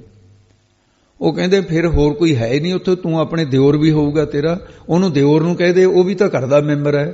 ਉਹਦਾ ਉੱਤਰ ਦਿੰਦੀ ਹੈ ਦੇਵਰ ਕਹਿ ਬਿਰਹਿ ਜਰੋ ਰੇ, ਕਹਿੰਦੇ ਰੇ ਹੇ ਸਖੀ ਸੁਣੋ, ਕਹਿੰਦੀ ਦਿਓਰ ਦੀ ਗੱਲ ਸੁਣ ਲਓ, ਉਹ ਹੈ ਬੜਾ ਭਲਾ ਸਤਸੰਗੀ ਹੈ, ਭਲਾ ਪੁਰਸ਼ ਹੈ। ਇਹ ਪਰਿਵਾਰ ਵਾਲਿਆਂ ਨੂੰ ਸਮਝਾ ਵੀ ਦਿੰਦਾ ਸੀ, ਪਰ ਉਹ ਹੁਣ ਪ੍ਰਦੇਸ਼ ਚਲਿਆ ਗਿਆ, ਜਿਸ ਕਰਕੇ ਮੈਂ ਉਹਦੇ ਵਿਛੋੜੇ ਦੇ ਵਿੱਚ ਸੜ ਰਹੀ ਹਾਂ ਵੀ ਜੇ ਇੱਥੇ ਹੁੰਦਾ ਮੇਰਾ ਦੁੱਖ ਵੰਡਾਉਂਦਾ, ਉਹ ਸੀ ਇਕੱਲਾ ਮੇਰੀ ਗੱਲ ਸੁਣਦਾ। ਤੇ ਇਸ ਕਰਕੇ ਕਹਿੰਦੀ ਪਰ ਇਹ ਦੇਵੇ, ਕਹਿੰਦੇ ਫਿਰ ਕਬੀਰ ਸਾਹਿਬ ਕਹਿੰਦੇ ਬੀਬੀ ਤੇਰੀ ਵੀ ਤਾਂ ਕੋਈ ਗਲਤੀ ਹੋਊਗੀ, ਸਾਰਾ ਕੁਝ ਤੇਰੇ ਸਹੁਰੇ ਪਰਿਵਾਰ ਦੀਆਂ ਗਲਤੀਆਂ ਨੇ, ਵੀ ਤੇਰੇ 'ਚ ਕੋਈ ਗਲਤੀ ਨਹੀਂ। ਉਹ ਕਹਿੰਦੀ ਹਾਂ ਜੀ ਮੇਰੇ 'ਚ ਵੀ ਹੈਗੀ। ਉਹ ਦੱਸਦੀ ਹੈ ਮੇਰੀ ਮਤ ਬੌਰੀ ਮੈਂ ਰਾਮ ਵਿਸਾਰਿਓ, ਤੇ ਸਕੀ ਕਹਿੰਦੀ ਮੇਰੀ ਮਤ ਝੱਲੀ ਕਮਲੀ ਹੋ ਗਈ, ਕਹਿੰਦੀ ਮੈਂ ਆਪਣੇ ਜਿਹੜਾ ਪਤੀ ਸੀ ਰਾਮ ਸੁੰਦਰ ਪਤੀ ਨੂੰ ਵਿਸਾਰਿਆ, ਭੁਲਾ ਹੀ ਦਿੱਤਾ ਸੀ। ਕਹਿੰਦੀ ਮੈਂ ਵੀ ਅਣਗਹਿਲੀ ਕਰਦੀ ਰਹੀ ਹਾਂ, ਇਸ ਕਰਕੇ ਨਾ ਪਤੀ ਦਾ ਨਿਰਾਦਰ ਹੁੰਦਾ ਰਿਹਾ ਮੇਰੇ ਕੋਲੋਂ, ਇਹ ਤਾਂ ਮੈਨੂੰ ਦਿਨ ਦੇਖਣੇ ਪਏ। ਕਿਨ ਬਿਦ ਰਹਿਨ ਰਹੋ ਰੇ, ਪਰ ਕਿਨ ਬਿਦ ਕਿਹੜੀ ਜੋਤੀ ਦੇ ਨਾਲ ਹੇ ਸਖੀ ਸਹੁਰੇ ਘਰ ਦੇ ਵਿੱਚ ਰਹਿਣੀ ਕਰਾਂ, ਤੇ ਮੈਨੂੰ ਦੱਸੋ ਕੋਈ ਜੁਗਤੀ। ਕਬੀਰ ਸਾਹਿਬ ਨੂੰ ਵੀ ਕਹੀ ਜਾਂਦੀ ਹੈ, ਸਖੀਆਂ ਨੂੰ ਵੀ ਨਾਲ ਬੈਠੀ ਕਹੀ ਜਾਂਦੀ ਹੈ। ਅੱਗੇ ਦੱਸਦੇ ਹਨ ਸੇਜੈ ਰਮਤ ਨੈਣ ਨਹੀਂ ਪੇਖੋ, ਕਹਿੰਦੇ ਹੇ ਸਖੀ ਮੇਰਾ ਪਤੀ ਸੇਜਾ ਤੇ ਆ ਕੇ ਰਮਤ ਰਮਦਾ ਹੈ, ਸੰਗ ਤਾਂ ਕਰਦਾ ਮੇਰੇ ਨਾਲ, ਪਰ ਮੈਂ ਨੈਣ ਨੇਤਰਾਂ ਦੇ ਨਾਲ ਉਹਦਾ ਸਰੂਪ ਨਹੀਂ ਚੰਗੀ ਤਰ੍ਹਾਂ ਦੇਖਿਆ। ਕਹਿੰਦੇ ਇਹ ਕਿਵੇਂ ਹੋ ਸਕਦਾ ਹੋਵੇ ਪਤੀ, ਤੂੰ ਕਿਉਂ ਨਹੀਂ ਦੇਖਿਆ। ਕਹਿੰਦੇ ਉਹ ਕੰਮਕਾਰਾਂ 'ਚ ਲੱਗਿਆ, ਰਾਤ ਦੇ ਹਨੇਰੇ 'ਚ ਆਉਂਦਾ, ਸਵੇਰੇ ਮੂੰਹ ਹਨੇਰੇ ਨਿਕਲ ਜਾਂਦਾ ਇੱਥੋਂ, ਮੈਂ ਤਾਂ ਉਹਦਾ ਮੂੰਹ ਵੀ ਨਹੀਂ ਚੰਗੀ ਤਰ੍ਹਾਂ ਕੇ ਦੇਖਿਆ ਹੈ, ਇਸ ਕਰਕੇ ਸਵੇਰੇ ਸਵਖਤੀ ਚਲਿਆ ਜਾਂਦਾ ਹੈ। ਇਹੋ ਦੁੱਖ ਕਾ ਸੋ ਕਹੋ ਰੇ, ਇਹ ਸਾਰਾ ਦੁੱਖ ਕਿਹਦੇ ਕੋਲ ਜਾ ਕੇ ਕਹਾਂ ਮੈਂ, ਕਿਹਦੇ ਕੋਲ ਕੌਣ ਮੇਰਾ ਦੁੱਖ ਬਣਾਵੇ। ਇਹ ਰਹਾਉ ਅਸਥਾਈ ਦੇ ਕੇ ਫਰਮਾਉਂਦੇ ਨੇ ਬਾਪ ਸਾਬਕਾ ਕਰੈ ਲਰਾਈ, ਤੇ ਪੇਕੇ ਘਰ ਜਾਵਾਂ ਤਾਂ ਫਿਰ ਇੱਥੇ ਪੇਕਿਆਂ ਦੇ ਵਿੱਚ ਜਿਹੜਾ ਸਾਬਕਾ ਨਾਂ ਹੁੰਦਾ, ਇੱਕ ਤਾਂ ਮਤਰੇਈ ਮਾਂ ਹੁੰਦੀ ਹੈ, ਇੱਕ ਮਤਰਿਆ ਪਿਓ ਹੁੰਦਾ ਹੈ। ਉਹ ਮਤਰੇਆ ਪਿਓ ਸੀ ਇਹਦਾ, ਆਪਣਾ ਬਾਪ ਤਾਂ ਮਰਿਆ ਹੋਇਆ ਸੀ। ਕਹਿੰਦੀ ਬਾਪ ਜਿਉਂਦਾ ਹੁੰਦਾ ਮੈਂ ਉਹਨੂੰ ਦੁੱਖ ਰੋਂਦੀ, ਮਤੇਰਿਆ ਬਾਪ ਹੈ ਉਹ ਮੇਰੀ ਸੁਣਦਾ ਨਹੀਂ। ਸਾਬਕਾ ਮਤਰੇਆ ਬਾਪ ਉਹ ਪਿਤਾ ਅੱਗੇ ਮੈਂ ਜਦੋਂ ਜਾਨੀਆਂ ਕਰੈ ਲੜਾਈ, ਉਹ ਕਹਿੰਦਾ ਤੂੰ ਹੀ ਕਚੱਜੀ ਹੈ, ਉਹ ਸਮਾਂ ਮੇਰੇ ਨਾਲ ਲੜਦਾ ਹੈ, ਮੇਰਾ ਦੁੱਖ ਨਹੀਂ ਸੁਣਦਾ ਹੈ। ਮਾਇਆ ਸਦ ਮਤਵਾਰੀ, ਕਹਿੰਦੇ ਫਿਰ ਤੂੰ ਮਾਂ ਨੂੰ ਕਹੇ ਆਪਣੀ ਨੂੰ। ਕਬੀਰ ਸਾਹਿਬ ਕਹਿੰਦੇ ਸਕੀਆਂ ਕਹਿੰਦੇ ਤੂੰ ਕੁੜੀਏ ਮਾਂ ਨੂੰ ਨਹੀਂ ਕਹਿ ਸਕਦੀ। ਉਹ ਕਹਿੰਦੀ ਜਿਹੜਾ ਸੁਣ ਲਓ, ਮਾਇਆ ਸਦ ਮਤਵਾਰੀ, ਜਿਹੜੀ ਮਾਇਆ ਮਾਂ ਹੈ ਨਾ ਸਦ ਹਮੇਸ਼ਾ ਹੀ ਮਤਵਾਰੀ, ਝੱਲੀ ਆ ਕਮਲੀ, ਅੱਧੀ ਸਦੈਣ ਆ ਉਹਨੂੰ ਮੈਂ ਕੀ ਕਹਾਂ, ਉਹ ਤਾਂ ਮੇਰੀ ਸੁਣਦੀ ਨਹੀਂ ਹੈ। ਵੱਡੇ ਭਾਈ ਕੈ ਜਬ ਸੰਗ ਹੋਤੇ, ਜਦੋਂ ਮੈਂ ਆਪਣੇ ਵੱਡੇ ਭਾਈ ਦੇ ਭਰਾ ਦੇ ਸੰਗ ਨਾਲ ਹੁੰਦੀ ਸੀ, ਮੇਰਾ ਭਰਾ ਸੀ ਇਸ ਕਰਕੇ ਵੀ ਹੁਣ ਹੈ ਨਹੀਂ, ਤਾਂ ਉਸ ਵੇਲੇ ਤਬ ਹੋ ਨਾਹ ਪਿਆਰੀ, ਤਦੋਂ ਹੋ ਮੈਂ ਆਪਣੇ ਨਾਹ ਪਤੀ ਨੂੰ ਬੜੀ ਪਿਆਰੀ ਲੱਗਦੀ ਸੀ। ਕਿਉਂ? ਕਹਿੰਦੇ ਮੇਰਾ ਪਤੀ ਮੇਰੇ ਭਰਾ ਦਾ ਜਿਹੜਾ ਨਾ ਉਹ ਕਿਤੇ ਲਿਹਾਜ਼ ਕਰਦਾ ਸੀ, ਤੇ ਹੁਣ ਉਹ ਮੇਰਾ ਭਰਾ ਵੀ ਪ੍ਰਦੇਸ਼ ਚਲਿਆ ਗਿਆ, ਜਿਵੇਂ ਦੂਰ ਚਲਿਆ ਗਿਆ। ਹੁਣ ਮੈਂ ਕੀ ਕਰਾਂ, ਮੇਰਾ ਰਹਿਣਾ ਦੁੱਭਰ ਹੋ ਚੁੱਕਾ ਹੈ। ਕਹਿਤ ਕਬੀਰ ਪੰਚ ਕੋ ਝਗੜਾ, ਕਬੀਰ ਸਾਹਿਬ ਜੀ ਕਥਨ ਕਰਦੇ ਨੇ ਪੰਜਾਂ ਦੇ ਨਾਲ, ਸੱਸ ਨਾਲ, ਸਹੁਰੇ ਨਾਲ, ਜੇਠ ਨਾਲ, ਨਾਨ ਨਾਲ, ਮਾਂ ਪਿਓ ਨਾਲ, ਇਹ ਪੰਜਾਂ ਦੇ ਨਾਲ ਝਗੜਾ ਪਿਆ ਹੋਇਆ ਹੈ। ਝਗੜਤ ਜਨਮ ਗਵਾਇਆ, ਉਹ ਬੀਬੀ ਕਹਿੰਦੀ ਮੇਰਾ ਤਾਂ ਜਨਮ ਇਕਣੇ ਝਗੜਿਆਂ ਦੇ ਵਿੱਚ ਹੀ ਜਾ ਰਿਹਾ ਹੈ, ਮੈਨੂੰ ਕੋਈ ਸੁੱਖ ਦਾ ਦਿਨ ਨਾ ਮਿਲਿਆ, ਕੋਈ ਵੀ ਗਵਾ ਲਿਆ। ਝੂਠੀ ਮਾਇਆ ਸਭ ਜਗ ਬਾਂਧਿਆ, ਕਬੀਰ ਸਾਹਿਬ ਜੀ ਕਹਿੰਦੇ ਭਾਈ ਸਭ ਸੰਸਾਰ ਝੂਠਾ ਹੀ ਹੈ, ਸੱਸ ਵੀ ਝੂਠੀ, ਸਹੁਰਾ ਵੀ ਝੂਠਾ, ਤੇਰਾ ਸਰੀਰ ਵੀ ਝੂਠਾ, ਸੰਸਾਰ ਝੂਠਾ, ਕੂੜ ਰਾਜਾ, ਕੂੜ ਪਰਜਾ, ਕੂੜ ਸਭ ਸੰਸਾਰ। ਝੂਠੀ ਮਾਇਆ ਵਿੱਚ ਸਭ ਸਾਰਾ ਜਗ ਸੰਸਾਰ ਬਾਧਿਆ ਬੰਨਿਆ ਹੋਇਆ ਹੈ। ਪਰ ਇਹ ਸੰਸਾਰ ਦੇ ਵਿੱਚ ਮੈਂ ਇਕੱਲਾ ਸੁਖੀ ਹਾਂ, ਬਾਕੀ ਤਾਂ ਸਾਰਾ ਸੰਸਾਰ ਦੁਖੀ ਹੈ। ਜਿਵੇਂ ਗੁਰੂ ਨਾਨਕ ਸਾਹਿਬ ਨੇ ਕਿਹਾ, ਨਾਨਕ ਦੁਖੀਆ ਸਭ ਸੰਸਾਰ, ਸਾਰਾ ਸੰਸਾਰ ਦੁਖੀ ਹੈ। ਮੈਂ ਰਾਮ ਰਮਤ ਸੁਖ ਪਾਇਆ, ਪਰ ਮੈਂ ਰਾਮ ਦੇ ਪਰਮੇਸ਼ਰ ਦੇ ਨਾਮ ਨੂੰ ਰਮਤ ਉਚਾਰ ਕੇ ਸੁਖ ਪਾਇਆ, ਇਸ ਕਰਕੇ ਮੈਨੂੰ ਕਿਸੇ ਪ੍ਰਕਾਰ ਦਾ ਕਲੇਸ਼ ਨਹੀਂ। ਇਹ ਬਾਹਜ ਗੱਲ ਸੀ ਜਿਹੜੀ ਸਮਝ ਆ ਰਹੀ ਸੀ। ਹੁਣ ਬ੍ਰਹਮ ਗਿਆਨ ਦੀ ਗੱਲ ਦੂਸਰੇ ਅਰਥ ਵਿੱਚ ਦੱਸਦੇ ਹਨ। ਸਾਸ ਕੀ ਦੁਖੀ ਸਸੁਰ ਕੀ ਪਿਆਰੀ, ਕਬੀਰ ਸਾਹਿਬ ਜੀ ਦੇ ਪਾਸ ਜਗਿਆਸੂ ਨੇ ਆ ਕੇ ਦੱਸਿਆ, ਮਹਾਰਾਜ ਸਾਡੀ ਇਹ ਹਾਲਤ ਹੈ, ਇਹ ਜਗਿਆਸੂ ਦੀ ਹਾਲਤ ਹੈ। ਕਿਹੜੀ? ਕਹਿੰਦੇ ਹੇ ਸਖੀ ਰੂਪ ਕਬੀਰ ਸਾਹਿਬ ਸੰਧੀ, ਸਾਡੀ ਬਿਰਤੀ ਰੂਪੀ ਜਿਹੜੀ ਹੈ ਨਾ, ਸਾਡੀ ਬਿਰਤੀ ਮਾਇਆ ਰੂਪੀ ਸੱਸ ਨੇ ਬਹੁਤ ਦੁਖੀ ਕੀਤੀ ਹੋਈ ਹੈ। ਜਿਹੜੀ ਮਾਇਆ ਇਹ ਹੈ ਸੱਸ, ਇਹ ਦੁਖੀ ਕਰਦੀ ਹੈ। ਤੇ ਇਸ ਕਰਕੇ ਅਗਿਆਨ ਰੂਪੀ ਸਹੁਰੇ ਦੀ ਪਿਆਰੀ ਹੈ। ਮੈਂ ਕਿਹਨੂੰ ਕਹਾਂ? ਅਗਿਆਨ ਰੂਪੀ ਸਹੁਰੇ ਦੀ ਜਿਹੜੀ ਹੈ ਮਾਇਆ ਰੂਪੀ ਸੱਸ, ਉਹ ਬਹੁਤ ਪਿਆਰੀ ਹੈ। ਜੇਠ ਕੇ ਨਾਮ ਡਰੋ ਰੇ, ਜਿਹੜਾ ਨਰਕਾਂ ਦੇ ਠਾ, ਜੇਠ ਦੇ ਅਰਥ ਨੇ ਜੇ ਠਾ, ਠੱਠਾ ਤਾਂ ਲੈਦਾ, ਜੱਜਾ ਲੈਦਾ। ਜਿਹੜਾ ਨਰਕਾਂ ਦੇ ਠਾ ਠਹਿਰਾਉਣ ਵਾਲਾ ਕੌਣ ਹੈ? ਧਰਮ ਰਾਜਾ ਹੈ। ਉਹਦਾ ਤਾਂ ਨਾਮ ਸੁਣ ਕੇ ਹੀ ਰੇ ਹੇ ਭਾਈ ਡਰੋ, ਮੈਂ ਡਰ ਰਿਹਾ। ਉਹਦਾ ਭਿਆਨਕ ਰੂਪ ਹੈ, ਕਹਿੰਦੇ ਧਰਮਰਾਜ ਦਾ, ਸੁਣ ਕੇ ਡਰ ਰਿਹਾ ਹਾਂ। ਸਾਹਮਣੇ ਅੱਖ ਨਹੀਂ ਚੱਕ ਸਕਦਾ ਕੋਈ, ਧਰਮਰਾਜ ਦੇ ਨੀਵੀਂ ਪਾ ਕੇ ਖੜਨਾ ਪੈਂਦਾ ਹੈ। ਇਸ ਪ੍ਰਕਾਰ ਕੇ ਮੈਂ ਡਰ ਰਿਹਾ ਹਾਂ। ਸਖੀ ਸਹੇਲੀ ਨਨਦ ਗਹੇਲੀ, ਤੇ ਸਹੇਲੀ ਪਿਆਰੀ ਸਹੇਲੀਓ ਭਾਵ ਇੰਦਰੀਆਂ ਰੂਪ। ਕਹਿੰਦੇ ਮੇਰੀ ਗੱਲ ਸੁਣੋ, ਸੰਤ ਰੂਪ ਸਖੀਓ। ਕਬੀਰ ਸਾਹਿਬ ਜੀ ਕਹਿੰਦੇ ਇੰਦਰੀਆਂ ਰੂਪ ਨਣਦ ਨਨਾਣ ਨੇ ਵੀ ਮੈਨੂੰ ਦੁਖੀ ਕੀਤਾ ਹੋਇਆ ਹੈ। ਤੇ ਇਸ ਕਰਕੇ ਤੇ ਜਿਹੜਾ ਪ੍ਰੋਖ ਗਿਆਨ ਰੂਪੀ ਅੱਗੇ ਦੱਸਦੇ ਨੇ ਦੇਵਰ ਕਹਿ ਵਿਰਹਿ ਜਰੋ ਰੇ, ਜਿਹੜਾ ਪ੍ਰੋਖ ਗਿਆਨ ਰੂਪੀ ਦੇਵਰ ਦਿਓਰ, ਉਹਦੇ ਵਿਰਹ ਵਿਛੋੜੇ ਕਰਕੇ ਜਰੋ ਸੜ ਰਹੀਆਂ। ਮਾਤਾ ਦੇ ਗਰਭ ਦੇ ਵਿੱਚ ਤਾਂ ਜਿਹੜਾ ਪ੍ਰੋਖ ਗਿਆਨ ਪ੍ਰਾਪਤ ਸੀ, ਪਰਮੇਸ਼ਰ ਦਾ 100 ਜਨਮਾਂ ਤੱਕ ਪਤਾ ਸੀ, 100 ਜੂਨਾਂ ਤੱਕ ਮੈਂ ਕਿਹੜੇ ਜਨਮ ਦੇ ਵਿੱਚ ਕੀ ਕੀਤਾ ਹੈ। ਪਰ ਪਰਮੇਸ਼ਰ ਦਿਸਦਾ ਨਹੀਂ ਸੀ, ਪਰ ਗਿਆਨ ਤਾਂ ਸੀ ਉਹਦਾ। ਹੁਣ ਮੈਂ ਮਾਇਆ ਦੇ ਮੋਹ ਕਰਕੇ ਉਹਦਾ ਵਿਛੋੜਾ ਵੀ ਪੈ ਗਿਆ, ਉਹ ਵੀ ਐਂ ਲੱਗਦਾ ਜਿਵੇਂ ਪਰਦੇਸ਼ ਚਲਿਆ ਗਿਆ। ਰੇ ਹੇ ਸਖੀ, ਮੈਂ ਕੀ ਕਰਾਂ, ਇਹ ਮੇਰੀ ਹਾਲਤ ਹੋ ਰਹੀ ਹੈ। ਤੇ ਪ੍ਰੋਖ ਗਿਆਨ ਰੂਪੀ ਦੇਵਰ ਜਿਹੜਾ, ਉਹਦਾ ਵਿਛੋੜਾ ਪੈ ਗਿਆ, ਉਹਦੇ ਵਿਛੋੜੇ 'ਚ ਸੜ ਰਹੀ ਹਾਂ। ਮਾਤਾ ਦੇ ਗਰਭ ਦੇ ਵਿੱਚ ਜਿਹੜਾ ਗਿਆਨ ਸੀ ਹੁਣ ਨਹੀਂ ਰਿਹਾ ਹੈ, ਮਾਇਆ ਦੇ ਮੋਹ ਕਰਕੇ ਉਹਦਾ ਵਿਛੋੜਾ ਹੋ ਗਿਆ ਹੈ। ਮੇਰੀ ਮਤ ਬੌਰੀ ਮੈਂ ਰਾਮ ਵਿਸਾਰਿਓ, ਹੇ ਸੰਤ ਰੂਪ ਸਖੀਓ, ਮੇਰੀ ਮਤ ਬੁੱਧੀ ਬੌਰੀ ਕਮਲੀ ਹੋ ਰਹੀ ਹੈ। ਮੈਂ ਆਪਣੇ ਰਾਮ ਸੁੰਦਰ ਪਤੀ ਪਰਮੇਸ਼ਰ ਨੂੰ ਵਿਸਾਰਿਓ ਭੁਲਾ ਦਿੱਤਾ ਹੈ। ਕਿਨ ਬਿਦ ਰਹਿਨ ਰਹੋ ਰੇ। ਤੇਰੇ ਹੇ ਸਖੀ ਮੈਂ ਕਿਸ ਕਿਹੜੀ ਵਿਧੀ ਦੇ ਨਾਲ ਮਹਾਤਮਾ ਵਾਲੀ ਰਹਿਣੀ ਵਿੱਚ ਰਹੋ ਰਹਿਣਾ ਕਰਾਂ, ਕਿਵੇਂ ਉਹ ਬ੍ਰਹਮ ਗਿਆਨੀਆਂ ਵਾਲੀ ਅਵਸਥਾ ਬਣੇ। ਸੇਜੈ ਰਮਤ ਨੈਣ ਨਹੀਂ ਪੇਖੋ। ਵੇਦਾਂ ਸ਼ਾਸਤਰਾਂ ਦੁਆਰਾ ਸੁਣਿਆ ਹੈ ਕਿ ਸਾਖੀ ਚੇਤਨ ਰੂਪੀ ਉਹ ਅੰਤਹਿਕਰ ਰੂਪੀ ਸੇਜਾ ਦੇ ਉੱਪਰ ਰਮਿਆ ਹੋਇਆ ਹੈ, ਪਰ ਮੈਂ ਨੈਣ ਨਹੀਂ ਪੇਖੋ।